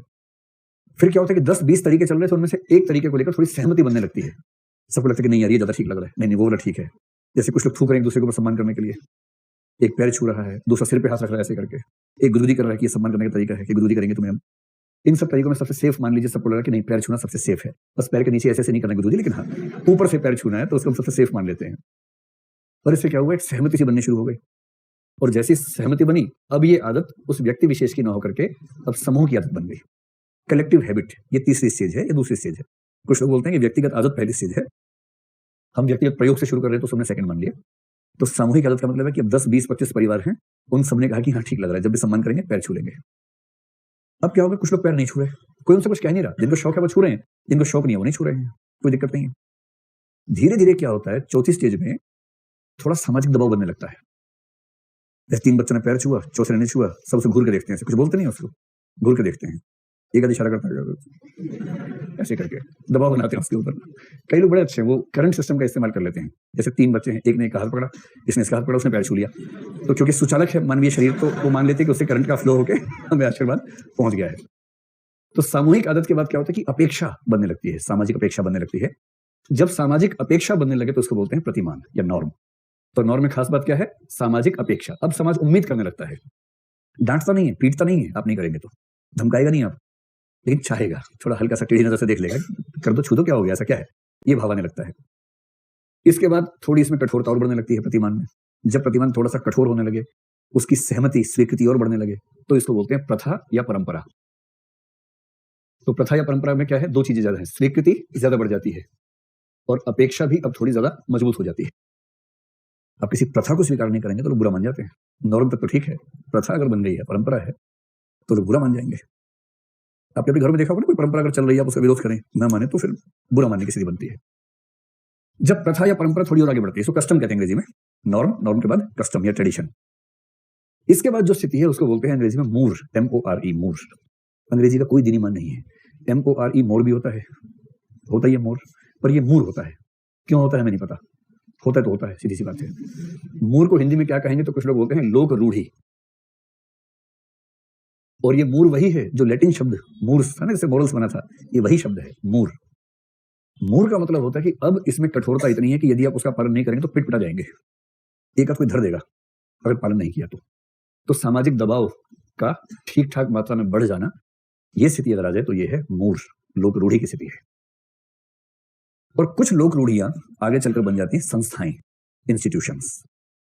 संस्था का मतलब होता है कि यदि उसके नियम इत्यादि पूरी तरह से निश्चित हो गए हैं तो वो एक इंस्टीट्यूशन है। इंस्टीट्यूशन के 2 पक्ष हमेशा ध्यान रखने हैं, एक तो लगभग सर्व स्वीकृति की स्थिति आ जाती है कि उसे सब लोग मानते हैं, उसमें विरोध करने की गुंजाइश खत्म हो गई है, अब पूरे समाज ने मान लिया कि ये ठीक है, ऐसे ही होना चाहिए। और दूसरी बात है, उसके नियम पूरी तरह से निश्चित हो चुके हैं।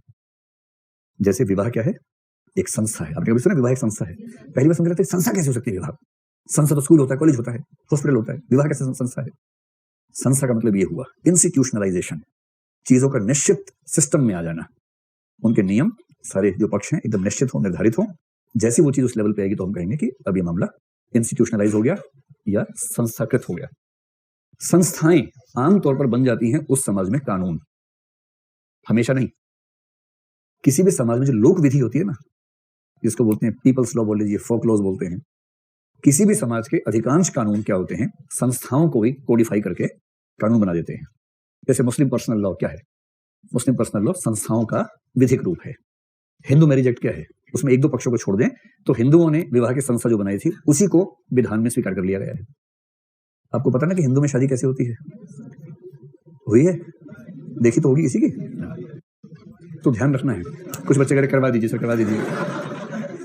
मतलब मैंने बहुत बड़े बड़े कुंठित लोग देखे हैं, लेकिन इतनी कुंठा कि विवाह का नाम आते ही एकदम करवा दीजिए, करवा दीजिए, करवा दीजिए। अजीब हाल है भाई। एक संस्था है दिल्ली विश्वविद्यालय में, उसके मेंबर बन जाइए। ये संस्था है, ठीक है, इसके मेंबर बन जाइए, रजिस्टर्ड मेंबर बन जाइए। Frustrated one sided lovers association बोलते हैं इसको। कुंठित एक तरफा आशिक संगठन, इसका पूरा नाम ये होता है। तो खुद को ऐसा मत बनाओ कि एकदम बिना पानी के मछली तड़प रही है जैसे। ऐसा क्या ड्रामा है? हो जाएगी शादी, ऐसा क्या है? शादी तो हर आदमी की हो जाती है, इसमें क्या है? आईएएस हर व्यक्ति नहीं बनता है, उस पर ध्यान लगाओ। अपना स्तर पहचानो भाई। विवाह की बात करवा दीजिए, करवा दीजिए, करवा दीजिए। अच्छा भाई, अपना स्तर पहचानिए। आप आईएएस की तैयारी कर रहे हैं और हरकत कर रहे हैं ऐसी छोटी सी, क्या टेंडर डाउनलोड कर लें? अच्छा टेंडर, हाँ टेंडर। आपको सच में लग रहा है कि उन्होंने नहीं किया वो डाउनलोड? ये वहां भी फेल हो चुके हैं भाई। आप समझ नहीं पा रहे, ये वहां भी फेल हो चुके हैं। उसके बाद ये दशा आती है व्यक्ति की, जो चलिए पूरी कहानी स्पष्ट हुई कैसे कैसे होता है। और जब हम पढ़ेंगे नैतिकता और कानून, यूपीएससी ने पूछा कि नैतिकता और कानून में क्या संबंध है, उससे मैं पूछूंगा आपसे कि नैतिक नियम अंत में संस्था बनने के बाद क्या बन जाते हैं? कानून। जैसे हिंदू विवाह विधि में फिल्मों में क्या दिखाते हैं कि विलेन ने पंडित जी को बुला लिया है, नायिका को बुला लिया है, बंदूक रखी है, चलो शादी करो। तो पंडित जी जल्दी जल्दी बनते पड़ रहे हैं, हीरो बाहर से घोड़े के ऊपर आ रहा है बैठ के। अब टेंशन है कि पहले हीरो आएगा या पहले माला पड़ जाएगी। और अंत में नायक ने, मतलब खलनायक ने माला डाल दी, नायिका को बेहोश किया हुआ है, नायिका के हाथों से माला जैसी पड़ने लगती है खलनायक के गले में, तभी हीरो दरवाजा फोड़ के अंदर घुसता है और उस माला को बंदूक से गोली मारता है। माला उड़ती उड़ती हीरो के गले में आ जाती है। ये हिंदी फिल्मों में आपको ऐसे दृश्य दिखेंगे। साउथ में होता है ना, साउथ में होता है।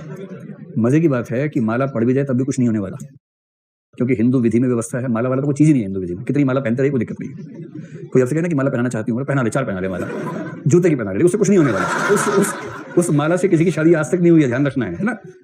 फिर कुछ लोग बोलते 7 चक्कर काटेंगे तब शादी हुई, तब भी नहीं होती है। 700 काट लीजिए, शादी नहीं होगी। हिंदू विधि में नियम सामाजिक नियम है, कानून में वही लिखा हुआ है। विवाह पूरा हुआ यानी इसकी एक ही कसौटी है, सप्तपदी। 7 चक्कर नहीं, आग के आसपास कितनी चक्कर काटते रहिए, कुछ नहीं होने वाला। पहले जल ना जाए वो अलग बात है, ध्यान से काटिए, लेकिन उससे शादी नहीं होती है। ये सब ड्रामा होने के बाद अंत में एक कार्यक्रम होता है, दूल्हा दुल्हन साथ में खड़े होते हैं, एक एक करके ऐसे कदम रखते हैं, पहला, दूसरा, तीसरा। 6ठे कदम पर पंडित जी बोलते हैं बस ये आखिरी मौका है भाई। ये आपके जीवन का आखिरी मौका है, सोच लो। अगर 7वां कदम धर दिया आपने तो उसके बाद 7 जन्म तक फाइनल है मामला। फिर दूल्हा ये सोचे कि 7वां ही चल रहा है, रख देता है पैर, और दुल्हन ये सोचे कि पहला है, पैर रखती है। यही कॉन्ट्रडिक्शन ज्यादा हो जाता है। तो हिंदू विधि में विवाह होता है 7वां कदम धरने से, माला वाला से नहीं होता है। पहनाइए, खूब घूमते रहिए, उससे कुछ नहीं होने वाला है। ये नियम कहां से आया है? ये आया है विवाह संस्था से, इंस्टीट्यूशन से। वो संस्था कहती है कि विवाह संपन्न हुआ, ये सप्तपदी के बाद तय होगा, और उसी को हिंदू मैरिज एक्ट में रख दिया गया है। तो हिंदू विवाह ऐसे ही होता है, कानून भी ऐसे करवाता है।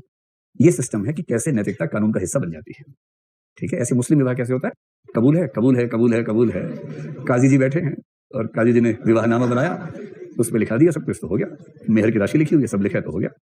दुल्हन के पास 4 औरतें बैठती हैं, जैसे पूछते काजी कबूल है, उसके माँ छोड़, फिर बोलते कबूल है, कबूल है, कबूल है, जैसा भी है, बबूली सही पर कबूल है, और फिर शादी होती है। ये क्या है? मुस्लिम विधि है, मुस्लिम इंस्टीट्यूशन है, जो मुस्लिम पर्सनल लॉ में लीगलाइज हो गया है।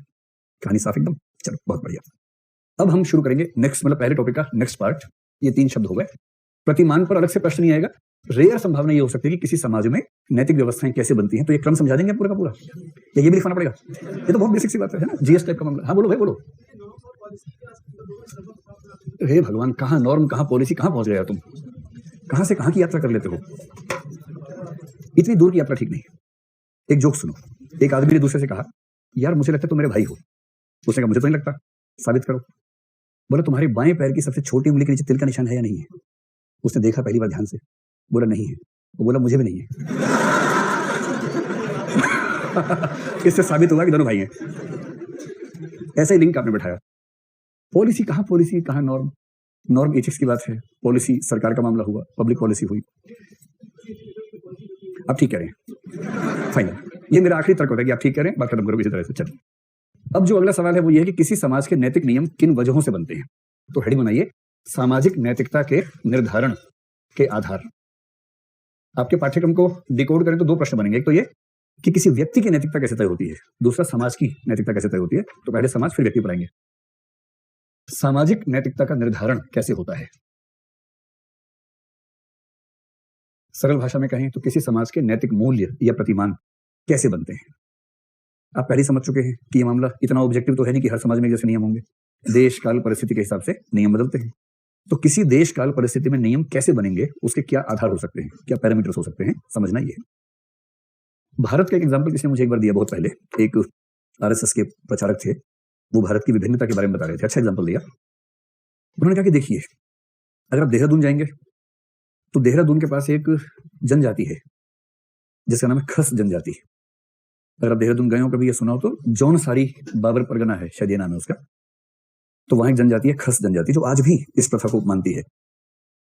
खस लोग ये मानते हैं कि वो पांडवों के वंशज हैं, पांडव उनके पूर्वज हैं। और पांडवों के पूरा इतिहास पढ़ेंगे तो वो यूपी और उत्तराखंड का इतिहास है, बेसिकली थोड़ा हरियाणा तक आ गए थे कुरुक्षेत्र में, लेकिन बेसिक तो वही का है। तो खस जनजाति में आज भी सभी भाइयों की एक पत्नी होती है। मैं बहुत पुरानी बात नहीं कर रहा हूं, मैं आज की बात कर रहा हूं, वर्तमान की 21वीं सदी की बात कर रहा हूं।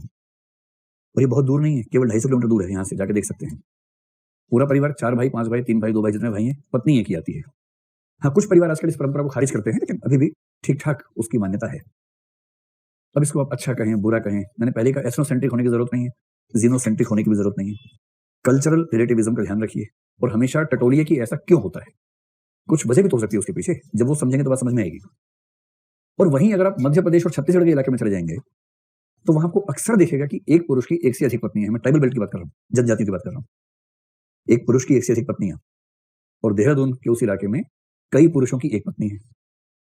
अब कई लोग मोटी बुद्धि के बोलते हैं तो भ्रष्टाचार है, नैतिक भ्रष्टाचार है, ये है वो है, एक पुरुष एक नारी होनी चाहिए, मोनोगैमी होनी चाहिए। एक तो ये तरीका है, सीधे हवा में फैसला कर लीजिए। दूसरा है कि उन कंडीशंस पे गौर कीजिए कि ऐसा क्यों होता है। और अगर आपने ध्यान से देखा तो आप पाएंगे कि दुनिया की लगभग हर प्रथा के मूल में कुछ कंडीशंस मिल जाएंगी। ये हो सकता है कि आज वो कंडीशंस सेटिस्फाई ना कर पाए आज की स्थिति को, लेकिन जिस समय वो प्रथा शुरू हुई होगी उस समय की स्थिति को उन कंडीशन से जस्टिफाई करना बहुत मुश्किल नहीं होगा। कोई भी नैतिक मूल्य हवा में पैदा नहीं होता है, सारे नैतिक मूल्य पैदा होते हैं परिस्थितियों से, देशकाल परिस्थितियों से।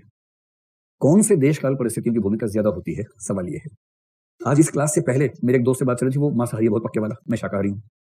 तो बात करते करते उसने एक जगह का जिक्र किया, कर्नाटक में कोई जगह है, कोई समूह है। उसने कहा कि वहां एक बड़ी अच्छी कल्चर है, अच्छी क्या अजीब सी कल्चर है, वहां मुर्गा बकरा अलाउड नहीं है क्योंकि वो शाकाहारी है, पर मछली अलाउड है। और वो मछली को सी फ्रूट कहते हैं, सी फूड नहीं, सी फ्रूट, समुद्री फल है। और मछली खाते हैं धूमधाम से, जबकि है शाकाहारी। तो अंत में जब व्याख्या होने लगी तो वही व्याख्या अंत में निकली कि वो जिस इलाके में है वहां उनके पास अतीत में भोजन का एक ही ऑप्शन था, मछली, कोई विकल्प ही नहीं था। मैंने कहा ना कि शाकाहार एक ऐसी अवस्था में पैदा होता है जब आपके पास बहुत संभावनाएं होती हैं। जब तक संभावनाएं नहीं है तो आप आखेटक समाज के लोग हैं, शिकार ही करेंगे और क्या करेंगे। तो आप शाकाहारी हैं तो मांसाहारियों से नफरत बंद कर दीजिए। मांसाहारी हैं तो शाकाहारियों को ये मत कहिए कि तुम गाय भैंस जैसे हो, घास फूस खाते हो, है ना, ये सब नहीं बोलना है। अपनी अपनी चॉइसेस है सबकी, ठीक। और हर चॉइस के पीछे की कंडीशंस पे गौर करेंगे तो सब ठीक लगेंगे आपको, कोई खराब लगेगा ही नहीं, उसके बाद सब बढ़िया लगेंगे। सामाजिक नैतिकता के निर्धारण में जो कारण होते हैं सबसे महत्वपूर्ण होते हैं भौगोलिक दशाएं, सबसे महत्वपूर्ण। ज्योग्राफी सबसे बड़ी मात्रा में मूल्य निर्धारित करती है हमारे। ज्योग्राफी से ही लिंक कर लें या अलग कर लें, उसको बोलेंगे जनांकिकीय स्थितियां, यानी कि डेमोग्राफिक कंडीशन किसी समाज की क्या है, जनांकिकीय। मुख्य रूप से यही दो होती हैं। अन्य में आप कह सकते हैं कि धार्मिक या सांस्कृतिक हो सकती है, राजनीतिक हो सकती है, आर्थिक हो सकती है। ये सारी स्थितियां मिलकर तय करती हैं कि कोई समाज किन मूल्यों को स्वीकार करेगा और किन मूल्यों को स्वीकार नहीं करेगा, ठीक। तो जब भी कोई आपसे पूछे किसी समाज की नैतिकता कैसे बनती है, बताओ ये 4-5 पैरामीटर्स हैं, इनसे बनती है। और इनमें से हर एक के 2-2, 3-3 पक्ष हैं, उनको जल्दी समझते हैं। फिर आप उसको आपके नोट्स में दिया भी हुआ है, पढ़ लीजिएगा। दिक्कत आएगी तो मैं लिखवा भी दूंगा, आप बता दीजिएगा कि जरूरत है या नहीं। डरिए मत, फिर आएगा। स्थायी रूप से नहीं गया है, आत्मा मरती नहीं है, लौट के आती है। अभी सिर्फ ये बताने कि भौगोलिक में क्या क्या चीजें आती हैं, ठीक। भौगोलिक दशाओं में एक तो हो सकता है कि किसी जगह का तापमान कितना है, दूसरा हो सकता है कि वहां पर संसाधन कितने हैं, कि मतलब खाने पीने की दशाएं कैसी हैं, तीसरा टेरेन जिसको बोलते हैं हिंदी में, उसको उच्चावच कहते हैं, एक पक्षी हो सकता है। तो तापमान एक चीज को ले लीजिए, एक टेरेन को ले लीजिए, एक हो गया जैसे वहां की विंड्स की जो मूवमेंट है, पवन, धूल इत्यादि। मैं आपको 3-4 एग्जांपल देता हूं, उससे आपको सारा कंसेप्ट समझ में आ जाएगा। बहुत सारी नफरतें खत्म हो जाएंगी, बहुत सारी मोहब्बतें कम हो जाएंगी। देखो एथिक्स पढ़ने का मजा है ना, उसके बाद आपको दुनिया का लगभग हर समाज जस्टिफाइड दिखता है। फिर आपको ये नहीं लगता कि वो गंदे हैं, हम अच्छे हैं, आपको लगता सब अपनी अपनी कंडीशन में ठीक है। और इसी पॉइंट ऑफ व्यू का नाम क्या है, कल्चरल रिलेटिविज्म, सांस्कृतिक सापेक्षता। सांस्कृतिक सापेक्षता का दृष्टिकोण बनना समझदारी की बात है, अगर वो दृष्टिकोण बन जाए तो आप ठीक बात करेंगे। तापमान यदि कहीं बहुत ठंडा है और कहीं बहुत गर्म है, तो इन दोनों स्थानों की वेशभूषा समान होगी या अलग अलग होगी? अलग अलग होगी। तो ठंडे तापमान में लोग ऐसे कपड़े पहनेंगे, स्पेस ट्रेवलर जैसे दिखेंगे, अंतरिक्ष यात्री दिखेंगे, सीधी सी बात है। और जहां गर्म है वहां लोग खुला कपड़ा पहनेंगे। जैसे भारत में जो जलवायु है बहुत ठंडी नहीं है, कुछ हिस्सा छोड़ दें अगर, दक्षिण भारत में देखिए वहां हर आदमी धोती ही पहनता है, लंबी, वो भी उल्टी कर लेता है आधी। उसकी बड़ी सिंपल सी वजह, इतनी गर्मी है, इतनी उमस है कि वहां टाइट कपड़े पहनने से पसीना बहुत ज्यादा आएगा, बेचैनी होगी। क्यों ऐसे टाइट कपड़े पहनेंगे भाई? लूज कपड़े पहनेंगे। तो जहां जहां गर्मी ज्यादा है, उमस ज्यादा है, वहां कपड़े लूज होने चाहिए, सीधी सी बात है। जहां सर्दी ज्यादा है वहां कपड़े टाइट होने चाहिए, भारी भरकम होने चाहिए। उसी प्रकार से ठंडे प्रदेश में शराब का सेवन करना एक बहुत सामान्य बात है, क्योंकि शराब जैसे ब्रांडी है, शरीर को गर्म करती है, सर्दी के प्रकोप को कम कर देती है। आप लोगों ने बचपन में ब्रांडी का सेवन तो किया ही होगा। आप में से अधिकांश लोग बचपन के शराबी हैं, उसके बाद तो नहीं पियोगे, लेकिन बचपन में जरूर पियोगे एक दो बार। बाद में पी है ब्रांडी? पी है? कैसी लगती है? खांसी की दवाई, हाँ उसमें भी तो नशा होता है, ठीक ठाक होता है। लोग नाम पे जाते हैं, लोग कहते हैं बियर मत पियो, खराब होती है। बियर में 6%, खांसी की दवाई में 40% अल्कोहल होता है। समझदार लोग बियर नहीं पीते, खांसी की दवाई लाते हैं, फेंसिडिल, नीट फेंसिडिल पी लेते हैं और फिर ऐसे ऐसे झूमते हुए चलते हैं, कोरेक्स पी के। आयोडेक्स खा लेते हैं कई लोग, तो पता है आपको, मजाक नहीं कर रहा हूँ, सच में। आयोडेक्स को ब्लेड पे लगा के खा, अरे सच कह रहा हूँ मैं, ये नहीं कह रहा कि ट्राई करके देखें, लेकिन कई लोग ऐसा करते हैं, उनको उसमें हाँ वाइटनर है उसको यूज करते हैं। अल्कोहल चाहिए किसी ना किसी रूप में मिल जाता है। लेकिन किसी गर्म प्रदेश में जैसे भारत की जलवायु में शराब पीना बेसिकली एक मूर्खता है, क्योंकि भारत की जलवायु हमें मजबूर नहीं करती कि हम उस चीज का सेवन करें। किसी को शौक है झूमने का, अलग बात है, भांग पी ली, ताड़ी पी ली, थोड़ा झूम लिया, ठीक है, लेकिन भारत की जलवायु बहुत प्रमोट नहीं करती इस चीज को। अब आप अगर यूरोप में जाएंगे, स्पेशली फ्रांस जैसे देश में जाएंगे, वैसे तो किसी भी देश में जाएंगे, वहां उनका शराब कल्चर का ऐसा हिस्सा है कि उसके बिना उनको कुछ समझ नहीं आता है। वो उनके सामान्य रूप से भोजन का हिस्सा है। भोजन करेंगे, जैसे हम लोग पानी लेके बैठते हैं, शराब लेके बैठ जाते हैं, 2 घूंट भी, फिर आधी रोटी खाई, या जो भी खाते हैं, फिर 2 घूंट, 3 घंटे में खाना खत्म होता है, आराम आराम से उसको पीते रहते हैं। वो उनके जीवन का सामान्य हिस्सा है। हमारे समाज में उसकी जरूरत नहीं है, क्योंकि हमारा वातावरण ऐसा है नहीं, जलवायु ऐसी है ही नहीं। तो शराब अच्छी है या बुरी है, ये कोई एब्सोल्यूट नियम होगा, या इसका संबंध वहां के तापमान से भी होगा? तापमान से होगा। इसलिए हमारे समाज में शराब को बुरा माना जाता है सामान्यतः, और ठंडे प्रदेशों में उसको जीवन दायिनी शक्ति के रूप में देखते हैं। वो उनका जीवन का सामान्य और अनिवार्य हिस्सा है। किसी घर में जाएंगे आपको प्रायः ऐसा नहीं मिलेगा कि घर के अंदर शराब न रखी हो, कई बोतलें रखी ही होंगी, कब जरूरत पड़ जाए भरोसा नहीं, ठंड लग जाए, ठीक। दूसरा संसाधन, संसाधन से 2 बातें देखिए, एक हो सकता है कृषि आपके क्षेत्र में है, और दूसरा हो सकता है आपके क्षेत्र में नहीं है। तो यदि आपके क्षेत्र में कृषि उत्पादन है तो आपके पास चॉइस है कि आप शाकाहारी हो या मांसाहारी हो। यदि कृषि है ही नहीं तो आप क्या होंगे? मांसाहारी होंगे। तो शाकाहार का मूल्य अनिवार्यतः उन्हीं प्रदेशों में होगा जहां कृषि का उत्पादन ठीक ठाक है, और जहां कृषि उत्पादन नहीं है वहां विकल्प क्या है लोगों के पास? मांसाहारी करेंगे। उनको मांस उतना खराब नहीं लगेगा, क्योंकि हैबिट है, हैबिचुअल है उसके लिए। इसलिए यदि कोई आपको मांसाहारी दिखे तो बहुत लोड मत लीजिए। दुनिया में ऐसे बहुत सारे समाज हैं, देश हैं, जहां चॉइस ही नहीं है उनके पास, किसी तरह की चॉइस नहीं है। इसी प्रकार से आप एक जनजाति को याद कीजिए, उसका नाम है एस्किमो। पढ़ा इनके बारे में, और इनकी तुलना में ले आइए जापान को, एक तरफ एस्किमो, एक तरफ जापान। जापान एक समृद्ध देश है, संसाधन बहुल देश है। उसने बहुत मुश्किल से मैनेज किया, लेकिन हाँ मैनेज कर लिया, उसने संसाधन इकट्ठे कर लिए, क्योंकि वहां संसाधन खूब हैं। और जापान की जनता की विशेषता है कि वो इमोशंस को बहुत वैल्यू करती है। देखिए, दुनिया में सबसे अच्छा बुढ़ा होता है जापान का बुढ़ा। जैसे अगर आपसे भगवान पूछे कि बेटा अगली बार क्या बनना चाहते हो, किस देश में पैदा होना चाहते हो, तो बोलना कि प्रभु गाय बनाओ तो भारत में भेजना, क्योंकि गाय बन के यूरोप चले गए ना, काट के खा जाएंगे आप। गाय का जो स्टेटस भारत में है और एक स्विट्जरलैंड में, वैसा स्टेटस कहीं नहीं है। गाय के नाम पे इंसान मार देते हैं यहाँ पर, इतना स्टेटस है गाय का, बहुत बढ़िया है। तो अगले जन्म मोहे गैया ही कीजो, और भारत में ही कीजो, है ना, अगर गैया करना हो। वो मनुष्य बनाना हो, उसने उम्र कितनी है ये बताओ। अगर भगवान का 105 साल बोला जापान भेज दो, तब एस्किमो मत बन जाना। बड़ा खतरनाक ट्रीटमेंट है वहां एस्किमोस का। जापान में क्या होता है कि जापान के बुढ़े सबसे खुश हैं, उनके पास सोशल सिक्योरिटी इतनी ज्यादा है, क्योंकि वहां का समाज उनको बहुत आदर करता है। उनकी जीवन विधि ऐसी है कि उम्र वहां पर ज्यादा होती है, सामान्यतः भी ज्यादा है, तो समृद्ध भी इसलिए भी ज्यादा है। और पूरे बुढ़ापे में उनकी चिंता करने के लिए सामाजिक संस्थाएं, राज्य सब काम करते हैं, क्योंकि समृद्ध भी हैं, संसाधन खूब हैं, और मूल्य वैसे धीरे धीरे बन रहे हैं। एस्किमोस की हालत यह है कि वहां पर संसाधन एकदम नहीं के बराबर है, बर्फीला प्रदेश है, संसाधन नहीं के बराबर है। तो एस्किमोस के कल्चर में एक विशेष बात मानते हैं कि जब कोई व्यक्ति 50-55 की उम्र में आता है तो अपेक्षा की जाती है कि वो मर जाए, नहीं तो उसका परिवार उसको मारता है। और क्योंकि पता है कि इसके जिंदा रहने में निहित है कि घर में जो छोटा बच्चा पैदा हुआ है वो नहीं जी पाएगा, इसलिए वहां लोग बचपन से ये मूल्य सीख के बड़े होते हैं कि 50-50 की उम्र में मर जाना है। या तो वो खुद मर जाते हैं या फिर समाज उनको मार देता है। अब आप कहें कि एस्किमो बहुत गंदे लोग होते हैं, अपने पापा को कोई मारता है क्या, कैसे गंदे लोग होते हैं? तो उसके लिए उस समाज में रह के देखिए कुछ साल, तब समझ में आएगा।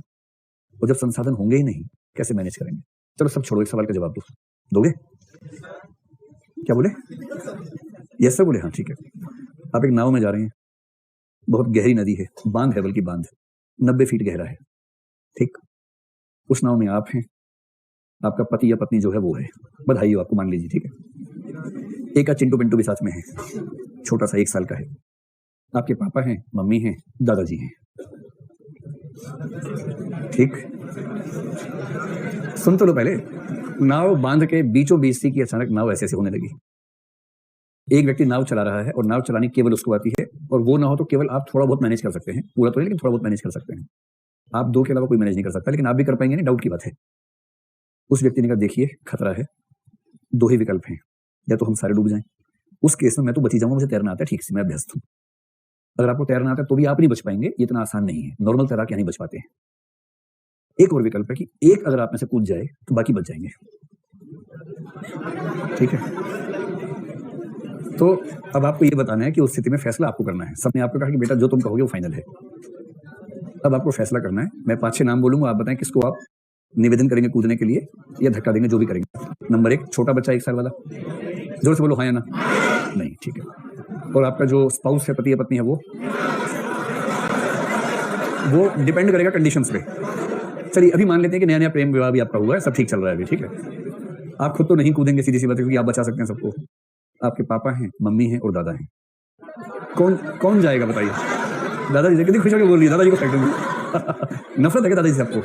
चलेगा, अच्छा फिर इसे दबाव है नहीं कि पहले जा चुके हैं तो डर किस बात का है? आप में से कितने लोग ऐसे सिर्फ दादाजी को ही निवेदन करेंगे, धक्का देंगे? हाथ खड़ा कर लें, हाथ खड़ा करो, शर्माओ। करीब 10 से 12 लोग हैं। कितने लोग दादाजी के अलावा किसी और को फेंकेंगे? हाथ खड़ा करें। इसमें करीब 10 लोग हैं। किसको फेंकते हो भाई? टी शर्ट वाले बच्चा बताए, हाँ जोर से बोलो। पत्नी को फेंकोगे? और कौन से 7-8 लोग? हाँ किसको? बच्चे को। बच्चा फिर हो जाएगा तो दादाजी भी फिर हो जाएंगे, क्या दिक्कत है? आत्मा कहाँ मरती है? आत्मा कहाँ मरती है? हाँ विवाह भी फिर से हो जाएगा, सही बात है। लेकिन पापा की शादी भी फिर से हो सकती है, हाँ कोशिश कर सकते हैं। ये ट्राई करोगे? ये नहीं करोगे? अच्छा अच्छा अच्छा, चलिए। लेकिन 10 ने कहा दादा को फेंकेंगे, 10 ने कहा किसी को फेंकेंगे, बाकी लोग चुप रहेंगे। तो ये मानते हुए मैं सिर्फ ये समझाना चाह रहा हूँ कि मौका पड़ेगा सब एस्किमो बन जाएंगे। एस्किमो बुरे नहीं होते हैं, स्थिति आएगी सब एस्किमो ही हो जाएंगे। स्थितियों का खेल है कुल मिला के। तो ईमानदारी से बताइए आप में से कितने लोग दादा को फेंकेंगे? हाथ खड़ा कर ले। अगर एक को फेंकना जरूरी है तो हाथ खड़ा कर ले। तो ये संख्या ठीक ठाक हो गई है। अभी भी कई लोग की आत्मा गवाही नहीं दे रही कि कैसे किसी को मार दूं मैं। यही तो इथिक्स के सवाल होते हैं, क्या करें? तो संकट आने पे हम सबके अंदर का एस्किमो जाग जाएगा, है ना, फिर वो कल्चर का हिस्सा हो जाता है। जी नक्सलवाद, नस्लवाद, अगर एक अजीब सी बात करनी है तो आप नक्सलवाद नहीं, नस्लवाद, मार्क्सवाद, पूंजीवाद। अरे जो सवाल है उससे बात करो ना भाई, दाएं बाएं कहे चल रहे हो? चलो ठीक है। तो समझिए कि एस्किमो हमारे अंदर बैठे हुए हैं, मौका मिलती बात आ जाएगी। चलो तीसरा है टेरेन, उच्चावच। ये मैंने कल भी आपसे कहा था कि यदि कोई पहाड़ी क्षेत्र में है तो उसके मूल्य अलग होंगे, मैदानी क्षेत्र में अलग होंगे। पहाड़ी क्षेत्र वाले का मूल्य क्या होगा? हार्डवर्क, परिश्रम, कठोर परिश्रम।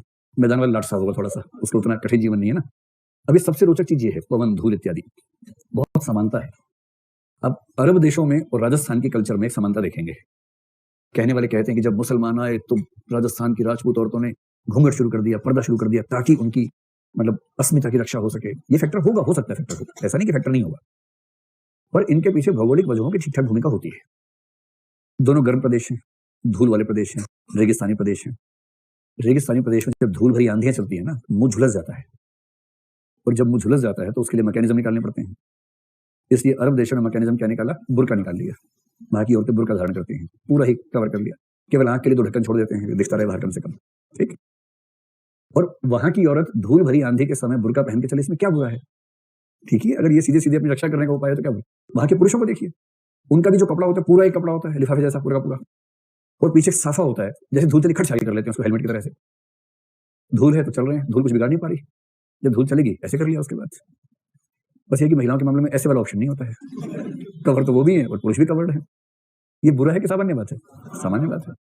राजस्थान में वही हालत है, तो पर्दा करना शुरू कर दिया।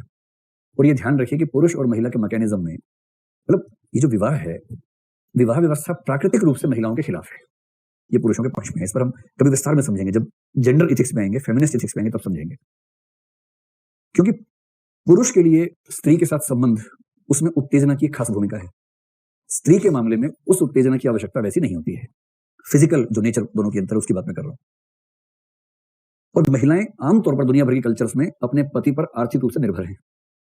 और दुनिया की लगभग हर परंपरा में पुरुष के पास वैधानिक या अवैधानिक तरीके से रास्ता मौजूद है कि पत्नी को छोड़ के किसी और औरत को लेके आ जाए। औरतों के पास यह रास्ता आमतौर पर कहीं उपलब्ध नहीं है, पुरुषों के पास आमतौर पर हर जगह उपलब्ध है।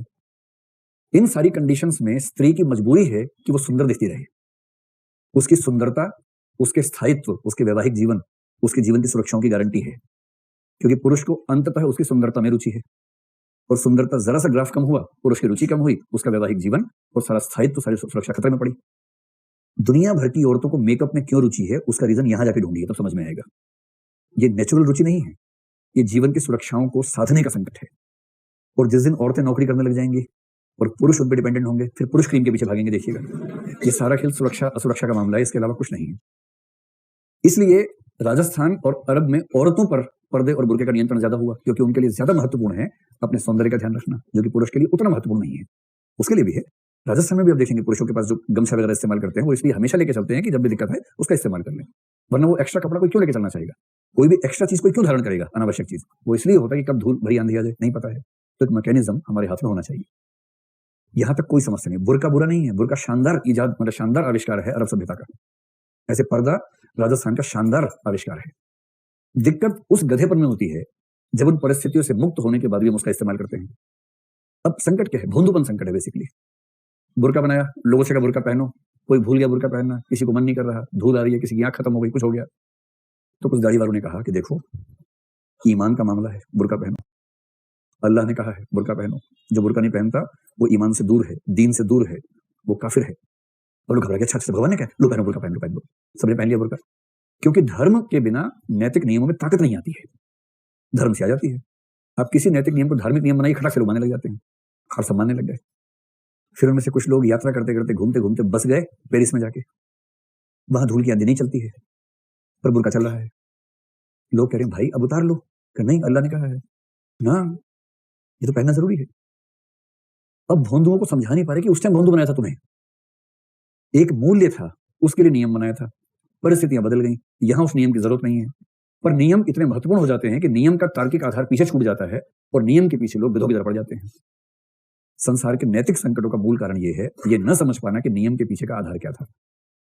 इससे बुर्का बुरा नहीं है।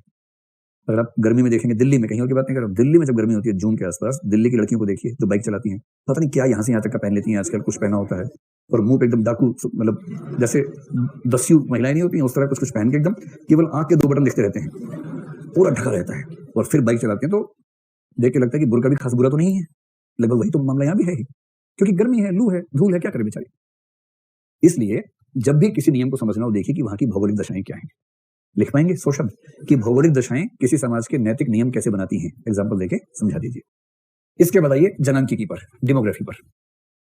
यह भी बहुत महत्वपूर्ण है, डेमोग्राफी।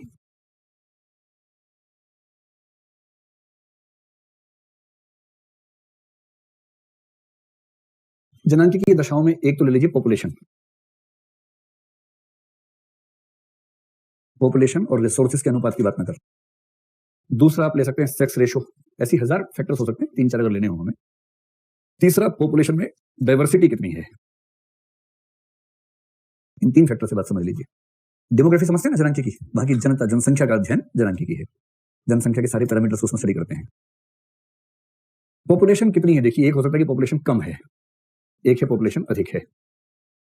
और पॉपुलेशन का कम या अधिक होना कोई एब्सोल्यूट सेंस तो है नहीं, ये तो संसाधनों के अनुपात में होता है। संसाधन ज्यादा है, उनके अनुपात में जनसंख्या कम है, संसाधन कम है, उनके अनुपात में जनसंख्या ज्यादा है। भारत की स्थिति क्या है? जनसंख्या ज्यादा है, संसाधन कम है। जहां जनसंख्या ज्यादा होगी, संसाधन कम होंगे, वहां का मूल्य होगा प्रतिस्पर्धा। प्रतिस्पर्धा, कंपटीशन, आगे बढ़ना है, सफल होना है, हार्ड वर्क करना है, परिश्रम, ये सारे मूल्य पैदा हो जाएंगे उन समाजों में जहां जनसंख्या ज्यादा होगी। भारत के मध्य वर्गीय बच्चों को जो भूत बनाते हैं उनके पेरेंट्स, बचपन से फर्स्ट आना है, सबको फर्स्ट आना है, कोई सेकंड आने को तैयारी नहीं है भारत में, सबको फर्स्ट आना है। और कितने सारे बच्चे, अभी 4 दिन पहले पता लगा एक लड़की ने सुसाइड किया है, आपने पढ़ा होगा शायद, क्या हुआ था? एक आध नंबर कम रह गया था शायद, ऐसा कुछ था ना? 3 नंबर कम रह गए थे, कितने में से? अच्छा, कई ऐसे बच्चे हैं 100 में से 98 आए, सुसाइड कर लिया। इतने में 3 लड़के पास हो जाते हैं, लेकिन देखिए अजीब हाल, सुसाइड कर लिया। कंपटीशन की इतनी वैल्यू है। मुझे भी ध्यान है कि हमारे स्कूल में पढ़ने वाले बच्चे ऐसा करते थे अक्सर, मैं तो उनमें शामिल नहीं था। पढ़ने वाले बच्चों में ये कि मुझे फर्स्ट आना है, इस बार इसको पीछे कर देना है। रात दिन उनको पढ़ाई में रुचि नहीं थी उतनी। पढ़ाई हथियार है, इस पढ़ाई से इसको हरा देना है, आगे निकल जाना है। और ये मूल्य, इसकी तारीफ की जाती है बच्चों में कि हमारा बच्चा फर्स्ट आया है, मोहल्ले में, गली में, नहीं तो घर में तो आया ही फर्स्ट। इतना बड़ा मूल्य फर्स्ट आने का। अब विकसित देशों में जाएंगे ना, जहां आमतौर पर जनसंख्या कम है, उनके संसाधनों के अनुपात में कोई पूछता भी नहीं इस बात को। कंपटीशन की वैल्यू एग्जिस्ट नहीं करती है। हाँ, मार्केट में करती है, आप नवाचार करें, उद्यम करें, अमीर बने, वो सब करता है। लेकिन कंपटीशन को बहुत प्रशंसा की निगाह से देखते ही नहीं है। क्यों कंपटीशन? सहयोग क्यों नहीं? साहचर्य क्यों नहीं? बच्चे एक क्लास में पढ़ते हैं तो रात दिन एक दूसरे के खिलाफ ही क्यों सोचते रहेंगे? साथ में क्यों नहीं सोचेंगे? मिलकर क्यों नहीं सीखेंगे? और इसलिए सारा खेल इस बात का है कि संसाधनों के अनुपात में जनसंख्या ज्यादा है या कम है। हमारे देश में प्रतिस्पर्धा का मूल्य बहुत ज्यादा है। और ऐसे समाजों में, चाहे वो ट्राइबल सोसाइटी हो, ट्राइबल सोसाइटी में क्या होता है? संसाधन कम है पर जरूरतें और कम है, तो संसाधन थोड़े कम फील नहीं हो रहे हैं, संसाधन ठीक फील हो रहे हैं। और यदि आपने उबंटू वाला मामला सुना हो, यही स्पेलिंग होती है शायद ना उबंटू की, ये कहानी सुनी है ना उबंटू वाली? हाँ, ट्राइबल बच्चों को यूरोप के लोग सिखा रहे थे कंपटीशन की, रेस लगाएंगे, सबको खड़ा करके रेस लगाना है, हाँ रेस लगाना है, फर्स्ट आना है, हाँ फर्स्ट आना है। भगाया, थोड़ा आगे भागा, बच्चा आगे निकल गया, वहीं रुक गया। सब आए, सबने हाथ मिलाया, सब साथ चले, सबने एक साथ पार किया। अमेरिका वाला कह रहा है भाई क्या कर रहे हो, रेस थी, पर रेस तुम लगा लो, हमें ऐसे ठीक लगता है। मैं क्यों इन 5 को हरा के खुश हूं भाई? हम सब साथ चलेंगे। हराने का मूल्य इतना महत्वपूर्ण क्यों होना चाहिए? ये तो पूंजीवाद का मूल्य है, प्रतिस्पर्धा का मूल्य है। तो एक ऐसा समाज जहां संसाधन पर्याप्त है या जहां इच्छाएं कम है, नियंत्रित हैं, वहां सहयोग का मूल्य केंद्र में होना स्वाभाविक है। तो उबंटू की कहानी लेके आ जाइएगा। इसलिए एक ओपन लाइसेंस सॉफ्टवेयर आजकल है, उसका नाम भी उबंटू है, ओपन है, सबके लिए मिला जुला है, सब उसका इस्तेमाल कर सकते हैं। सेक्स रेशो बहुत महत्वपूर्ण रोल प्ले करता है। सामान्य स्थिति यह है कि 1000 पुरुष पे 1000 महिलाएं हों। बोले सामान्य है नहीं, इस पर डिबेट है। कुछ लोग कहते हैं कि 1000 पे 985 प्राकृतिक सेक्स रेशो है। और उसके बाद क्योंकि पुरुष की जो प्रतिरोधक क्षमता है वो स्त्री की तुलना में कम है, इसलिए अंततः वो बराबर हो जाता है। पुरुष ज्यादा मर जाते हैं, महिलाएं कम मरती हैं, तो अंततः वो 1000 पे 1000 हो जाता है। जबकि जन्म लेने के मामले में ये सेक्स रेशो एकदम बराबर नहीं होता। तो लेकिन ये है कि प्रकृति की व्यवस्था ये है कि 1000 पुरुष पे 1000 महिलाएं लगभग होनी चाहिए। अब किसी वजह से मान लीजिए किसी समाज में ऐसा हो जाए, युद्ध हुआ, युद्ध में कौन मरता ज्यादा? पुरुष मरते हैं। उन्होंने किया था बिना बात के, गए युद्ध करने, लड़ झगड़ के मर के आ गए। तो पुरुष रह गए 400, महिलाएं 1000 की 1000 वेट कर रही हैं कि मेरा पति कब आएगा, मेरा साहसी पति खेत में दबा हुआ है कहीं। अब क्या करे बेचारी, 400 पुरुष बचे, 1000 औरतें हैं। अब ले लो मोनोगेमी, एक विवाह। अगर आपने एक विवाह का नियम चलाया तो 400 महिलाओं की शादी हो जाएगी, 600 महिलाएं अकेली रह जाएंगी। तो ये अकेली रहेंगी तो ऐसा तो है नहीं कि समाज शांत रहेगा उसके बाद। सीधी सी बात है। समाज में अनैतिकता, अनाचार पैदा होने की मूल वजह इनमें से कुछ होती है। एक ही तरीका है, 2.5 का नियम बना लो, और क्योंकि 2.5 हो नहीं सकता तो 3 का नियम बना लो। फिर आप कहेंगे एक पुरुष अगर 3 विवाह करे तो नैतिक माना जाएगा। ऐसे ही एक समाज में एक बार दिक्कत हुई तो 1 और 4 का नियम बनाया, उसके बाद से लोग कह रहे हैं कि परमानेंट नियम है। ये परमानेंट थोड़ा होता है। एक खास समय में पुरुष जनसंख्या कम हो गई, स्त्री जनसंख्या ज्यादा है, तो सेक्स रेशो के हिसाब से बहुपत्नी विवाह का नियम बन गया कि एक पुरुष एक समय में 4 विवाह कर सकता है, सिर्फ इसलिए कि कम से कम हर स्त्री को पति मिल जाए, परिवार सबका बन जाए। और जब सेक्स रेशो ऑलमोस्ट इक्वल आ गया उस समाज में, उसके बाद ये भद्दा नियम क्यों चलना चाहिए? नहीं चलना चाहिए किसी में भी। कभी कभी इसका रिवर्स भी हो सकता है कि महिलाएं कम है समाज में। जैसे हरियाणा ने बहुत मेहनत करके ऐसी स्थिति पैदा कर दी है कि 1000 पे 700-800 महिलाएं हैं सिर्फ। तो क्या करें फिर? अब एक तरीका बस है कि 2 भाई एक शादी कर लें, ये बर्दाश्त नहीं होता है ये सब। तो फिर क्या करते हैं, पत्नियां आयात करते हैं आजकल, उड़ीसा से, असम से लड़कियां खरीद के लाते हैं झारखंड से शादी करने के लिए।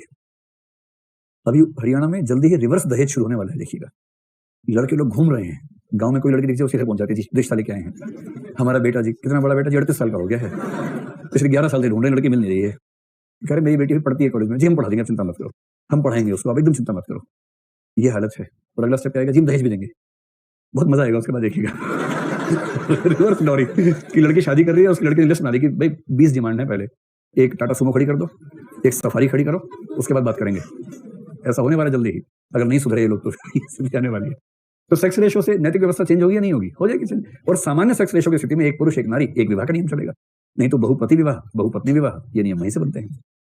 वो जो खस जनजाति है ना, उसका संबंध सेक्स रेशो से नहीं है, उसका संबंध इकोनॉमिक्स से है।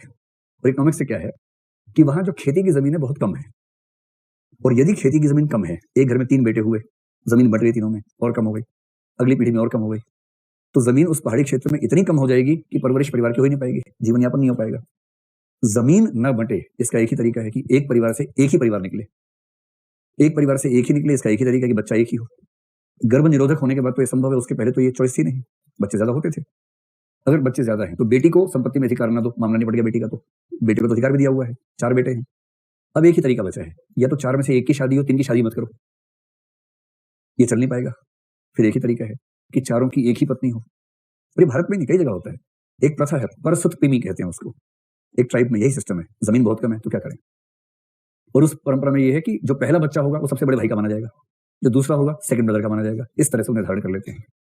तो मजबूरी वहां पर सेक्स रेशो की नहीं है, वहां मजबूरी है कि जमीन इतनी कम है कि बांट नहीं सकते, और इसलिए उन्होंने अपनी आर्थिक स्थिति की वजह से या भौगोलिक स्थिति की वजह से एक ऐसा नियम बनाया। डाइवर्सिटी का मतलब यह हुआ कि अगर आपकी पॉपुलेशन होमोजीनस है, होमोजीनस को हिंदी में क्या बोलते हैं, समरूपी, यानी सारे लोग एक ही समाज के हैं, एक ही भाषा के, एक ही नस्ल के हैं, एक ही जाति के हैं, ये होती है होमोजीनस पॉपुलेशन या समरूपी जनसंख्या। और दूसरी है विषम रूपी या हेट्रोजीनस पॉपुलेशन।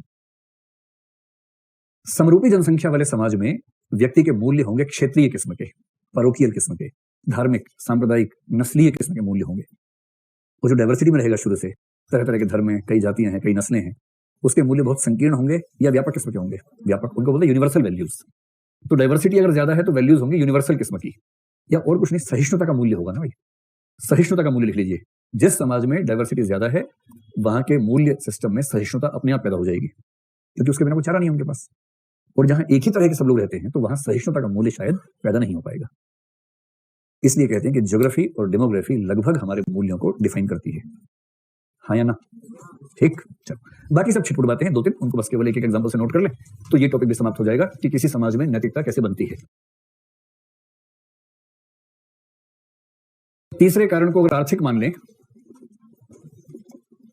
आर्थिक कारण, फिर किसी ने कुछ पूछा लगता है, कौन है वो बच्चा जो किसी को प्रभावित करना चाह रहा है, कहाँ है, नहीं है भाई, ठीक है, अच्छी बात है। चलो तो तीसरा कारक, पहला हो गया भौगोलिक, दूसरा कुछ तो बोलो भाई, पहला भौगोलिक, दूसरा जनांकिकीय, तीसरा कारक है आर्थिक, इकोनॉमिक, धार्मिक चौथा कर लेंगे, कोई बात नहीं, ऐसा क्या हो गया। आर्थिक में 2 पक्ष होते हैं, एक तो ये कि उस समाज में कौन सी गतिविधियां, आर्थिक गतिविधियां प्राथमिक हैं, और दूसरा उस समाज में कौन सी आर्थिक प्रणाली चलन में है। आर्थिक प्रणाली और आर्थिक गतिविधियां, गतिविधियों में मोटे तौर पर आप मान लीजिए कि यदि प्राथमिक क्षेत्र की गतिविधियां केंद्र में है, यानी कि ग्रामीण इलाका जैसे है, और तृतीय क्षेत्र की गतिविधियां अगर ज्यादा हैं, सर्विस सेक्टर की इकोनॉमी केंद्र में है, तो इससे मूल्य चेंज हो जाएंगे। जो प्राथमिक क्षेत्र का इलाका, जैसे कोई गांव है, गांव के मूल्यों में और बेंगलोर जैसे शहरों के मूल्यों में, पुणे के मूल्यों में काफी चेंज दिखेगा आपको। जो व्यक्ति सर्विस सेक्टर में जाना चाहेगा उसका मूल्य एक स्थान पर टिकने का होगा, यह गतिशीलता का मूल्य होगा। आज यह नौकरी है, कल न्यूयॉर्क में मिली, वहां भाग गए, बोस्टन में मिली, वहां चले गए, फिर यूरोप चले गए, जहां मौका मिला भाग गए। तो गतिशीलता, और वो अपने मूल्यों को, परंपरा को लेकर बहुत पक्का होगा या फ्लेक्सिबल हो जाएगा, लचीला होगा, लचीलापन। पहली बार अजीब सा लगता है, फिर लोग हैबिचुअल हो जाते हैं। तो टेरिशरी सेक्टर अगर केंद्र में है तो वहां के मूल्यों में लचीलापन, गतिशीलता, यूनिवर्सल वैल्यूज, यूनिवर्सल वैल्यूज मतलब जो दुनिया भर में चल सकें ऐसी वैल्यूज। इस व्यक्ति में आपको जिहादी पर नजर नहीं आएगा, अपने धर्म, अपनी भाषा, अपनी जाति को लेकर बाल ठाकरे नहीं बनेगा, आराम से रहेगा, निश्चिंत होकर रहेगा। और जो एक गांव में रह गया हमेशा से, उसके लिए क्या मूल्य है, मिट्टी, पुरखों का घर है ये, पुरखों का, इसको बेच दूं मैं, पुरखों का घर बेच दूं मैं, वो इस दिमाग का आदमी है। तो स्थिरता, परंपरा, तो बच्चा क्या बोलता है, हाँ बेच दो, क्या हो गया, पुरखों का, हाँ तो क्या हो गया पुरखों का, बहुत पीछे जाओ, अमीबा से निकले थे हम लोग, कहां तक जाओगे, कितने पुरखे बचाओगे, बेचो इसको, काम तो आएगा। तो जो गांव का व्यक्ति होगा उसके लिए स्थिरता का मूल्य, परंपरा का मूल्य, सामुदायिकता का मूल्य। भाई बिरादरी ने कुछ कह दिया है तो बिरादरी के आगे नहीं जाना है, चाहे जो हो जाए। फिर वो फ्लेक्सिबल होगा या जाति संप्रदाय में डूबा रहेगा। तो जो छोटे मूल्य हैं, संकीर्ण मूल्य हैं, जाति का मूल्य, धर्म का मूल्य, संप्रदाय का मूल्य, इन सब में डूबा रहेगा।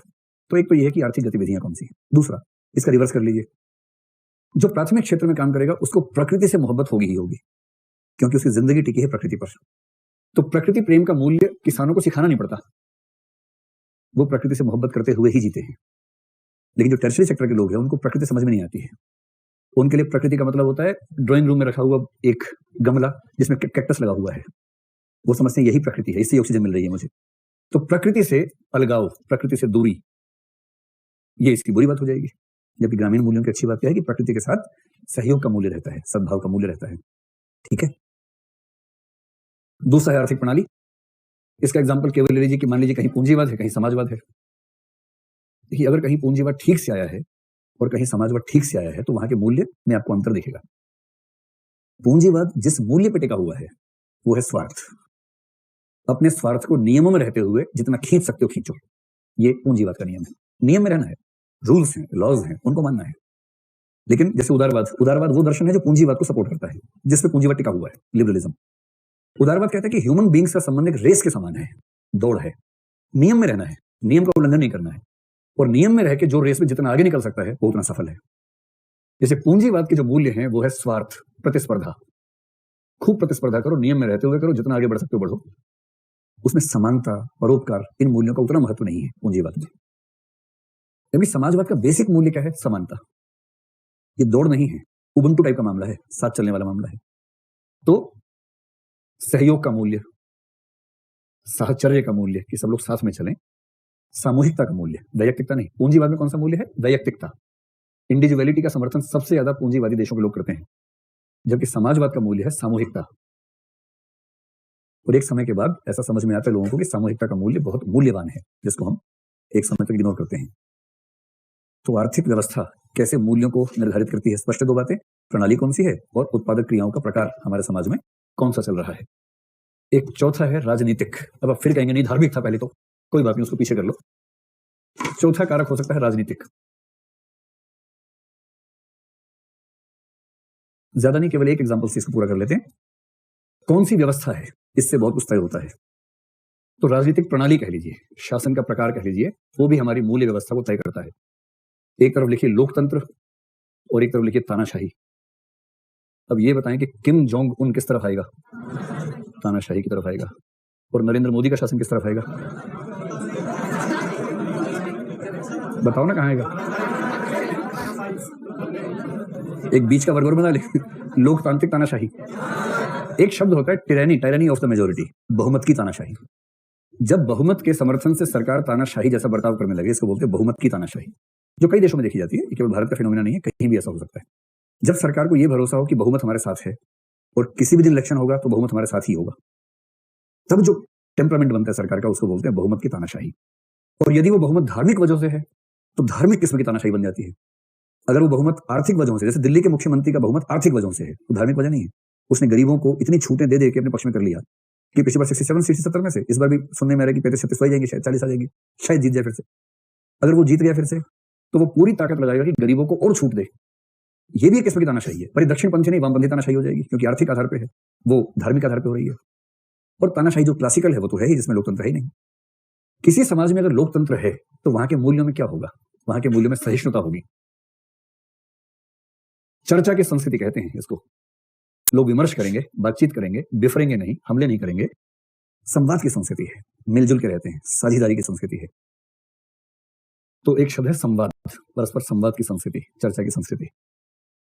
तो लोग इसमें बहुत आजाद होंगे, स्वाधीनता को महसूस करेंगे, जो कि अपने आप एक अच्छी बात ही है। ठीक। अगर उस समाज में तानाशाही है, किम जोंग उन बैठा है, उसके बारे में फेसबुक पे लिखो एक पोस्ट जरा, जो लिखेगा वो नहीं दिखेगा, सीधी सी बात है, बचेगा ही नहीं। तो यहां कौन सा मूल्य चलेगा? आज्ञा पालन।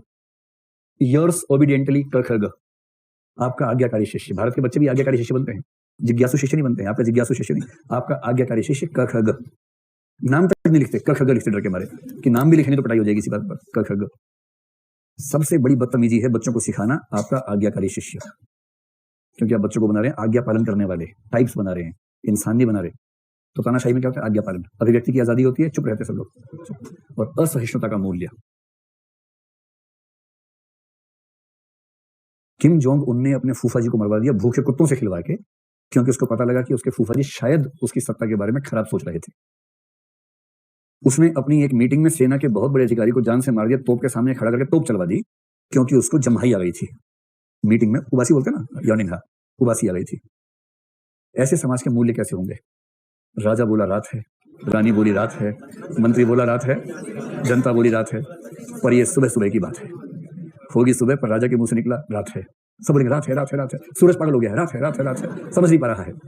ऐसे होगा। और जनता बोलेगी किम जोंग से, जो तुमको हो पसंद वही बात कहेंगे। तुम दिन को अगर रात कहो रात कहेंगे, क्योंकि हम तो गधे हैं, हमें इतना भी नहीं पता चलता कि दिन है कि रात है। तुम ही तय करो प्रभु कि दिन है कि रात है। ये होता है तानाशाही में। भारत में तो लोकतंत्र फिर भी कम से कम चल रहा है कागजों पे भी, लेकिन तानाशाही बहुत बुरी चीज होती है, किसी की भी हो। जिस दिन आपको समाज में रहते हुए खौफ सताने लगे, आपकी आजादी खतरे में दिखने लगे, वो तानाशाही की सुगबुगाहट होती है। उसे हम कब पहचानते हैं अलग मसला है, लेकिन वो तानाशाही की सुगबुगाहट होती है। और इस मामले में ये दोनों महापुरुष एक जैसे हैं, नरेंद्र मोदी और केजरीवाल। ये दिल्ली में चप्पे चप्पे पे कैमरे लगवाया जा रहा है, सारा वैयक्तिक निजी जीवन खत्म कर दिया। आप समझ रहे हैं कि आप किस किस के साथ कब कब घूम रहे थे, सब केजरीवाल को पता है। और किस दिन केजरीवाल से आपकी मम्मी ने पूछ लिया ना कि ये लड़की देख रहे हैं अपने बेटे के लिए, कुंडली निकालोगे, 2 मिनट रुको, सारे दिल्ली के सीसीटीवी निकाल के 5-6 बॉयफ्रेंड लिस्ट बना देगा। समझ रहे, सारी निजी, ज्यादा हंसो मत, मामला फंस जाएगा बाद में। पूरी पूरी जो निजता होती है जीवन में, उसकी हवा निकाल दी हम बच्चों ने। अब खराब लगता है, सड़क पर आप घूम रहे हैं तो आपको हमेशा ध्यान रखना है कि ऊपर वाला देख रहा है। एक सीसीटीवी कैमरे की कंपनी का नाम है ऊपर वाला, उसे ये विज्ञापन किया, ऊपर वाला देख रहा है। क्या नाम रखा है? ऊपर वाला। देखो, तो अंतिम जो कारक है वो है धार्मिक। और धार्मिक कारक का मतलब है कि आप जिस समाज में हैं उसका धर्म कौन सा है और उस धर्म की प्रकृति क्या है। 2 बातें, एक तो धर्म की प्रकृति या धर्म का स्वभाव कैसा है, और दूसरा है धर्म एक ही है या बहुलतावाद है। सीधी सी बात, अगर एक ही धर्म है तो सांप्रदायिकता के मूल्य गहरे हो जाएंगे। अगर बहुत सारे धर्म साथ साथ रहेंगे तो कौन सा मूल्य आएगा? सहिष्णुता, सर्वधर्म संभाव। तो बहुलतावाद की स्थिति में सहिष्णुता जैसे मूल्य आएंगे, जो भारत की विशेषता मानी गई है। सहिष्णुता है, उदारता है, लचीलापन है, ये सब ऐसे समाज में जहां धर्मों की बहुतायत है। और जहां एक ही धर्म है वहां आएगी कट्टरता, चाहे वो कोई भी धर्म हो। अगर वो एक ही है तो वहां पर फ्लेक्सिबिलिटी का स्कोप थोड़ा सा कम हो जाता है। दूसरा बिंदु होता है धर्म की अपनी प्रकृति क्या है। कुछ धर्म अपनी प्रकृति में लचीले हैं, कुछ धर्म अपनी प्रकृति में कठोर हैं। तो जिस धर्म से आपका पाला पड़ेगा उस धर्म के हिसाब से आपके समाज के मूल्य कुछ मात्रा में चेंज हो जाएंगे। अब ये पॉइंट ऐसा है कि इसको लिखते हुए डर लगता है कि परीक्षा कौन से धर्म का पता नहीं क्या समझ ले। जैसे बौद्ध धर्म प्रायः लचीला माना गया है, हिंदू धर्म लचीला माना गया है, यहूदी धर्म बहुत कठोर है, इस्लाम कठोर है, ईसाइयत में अगर आप कुछ को छोड़ दें या इस्लाम में सूफियों को छोड़ दें तो वो कठोर धर्म है। और ये मैं इसलिए नहीं कह रहा कि मैं जन्म के संयोग से हिंदू हूं, बल्कि धर्म दर्शन में ये सब बातें ऑब्जेक्टिवली मानी जाती हैं। पर मेरा ख्याल है कि इसका एग्जाम्पल देने से बचिए इस चीज का, क्योंकि इससे परीक्षक को आपके बारे में गलत राय बन सकती है। नाम मत बोलिए, सिर्फ इतना कह दिए कि यदि धर्म, जैसे सूफी कह दीजिए, जैसे यदि सूफी हैं तो सूफियों का लचीलापन स्वीकृत है, उसमें दिक्कत नहीं है। और फिर आप कह सकते हैं कि यदि कोई, जैसे कह दीजिए यहूदी धर्म को प्रायः, यहूदी इसलिए कह रहा हूं कि भारत में कोई यहूदी होता नहीं आमतौर पर परीक्षक, तब उसका नाम लगा दीजिए, तो वहां कट्टरता का स्कोप थोड़ा ज्यादा हो सकता है, ऐसा कुछ कह के। और वो भी किंतु परंतु टाइप से भाषा में, कि प्रायः माना जाता है, प्रतीत होता है, ऐसी भाषा में लिखेंगे।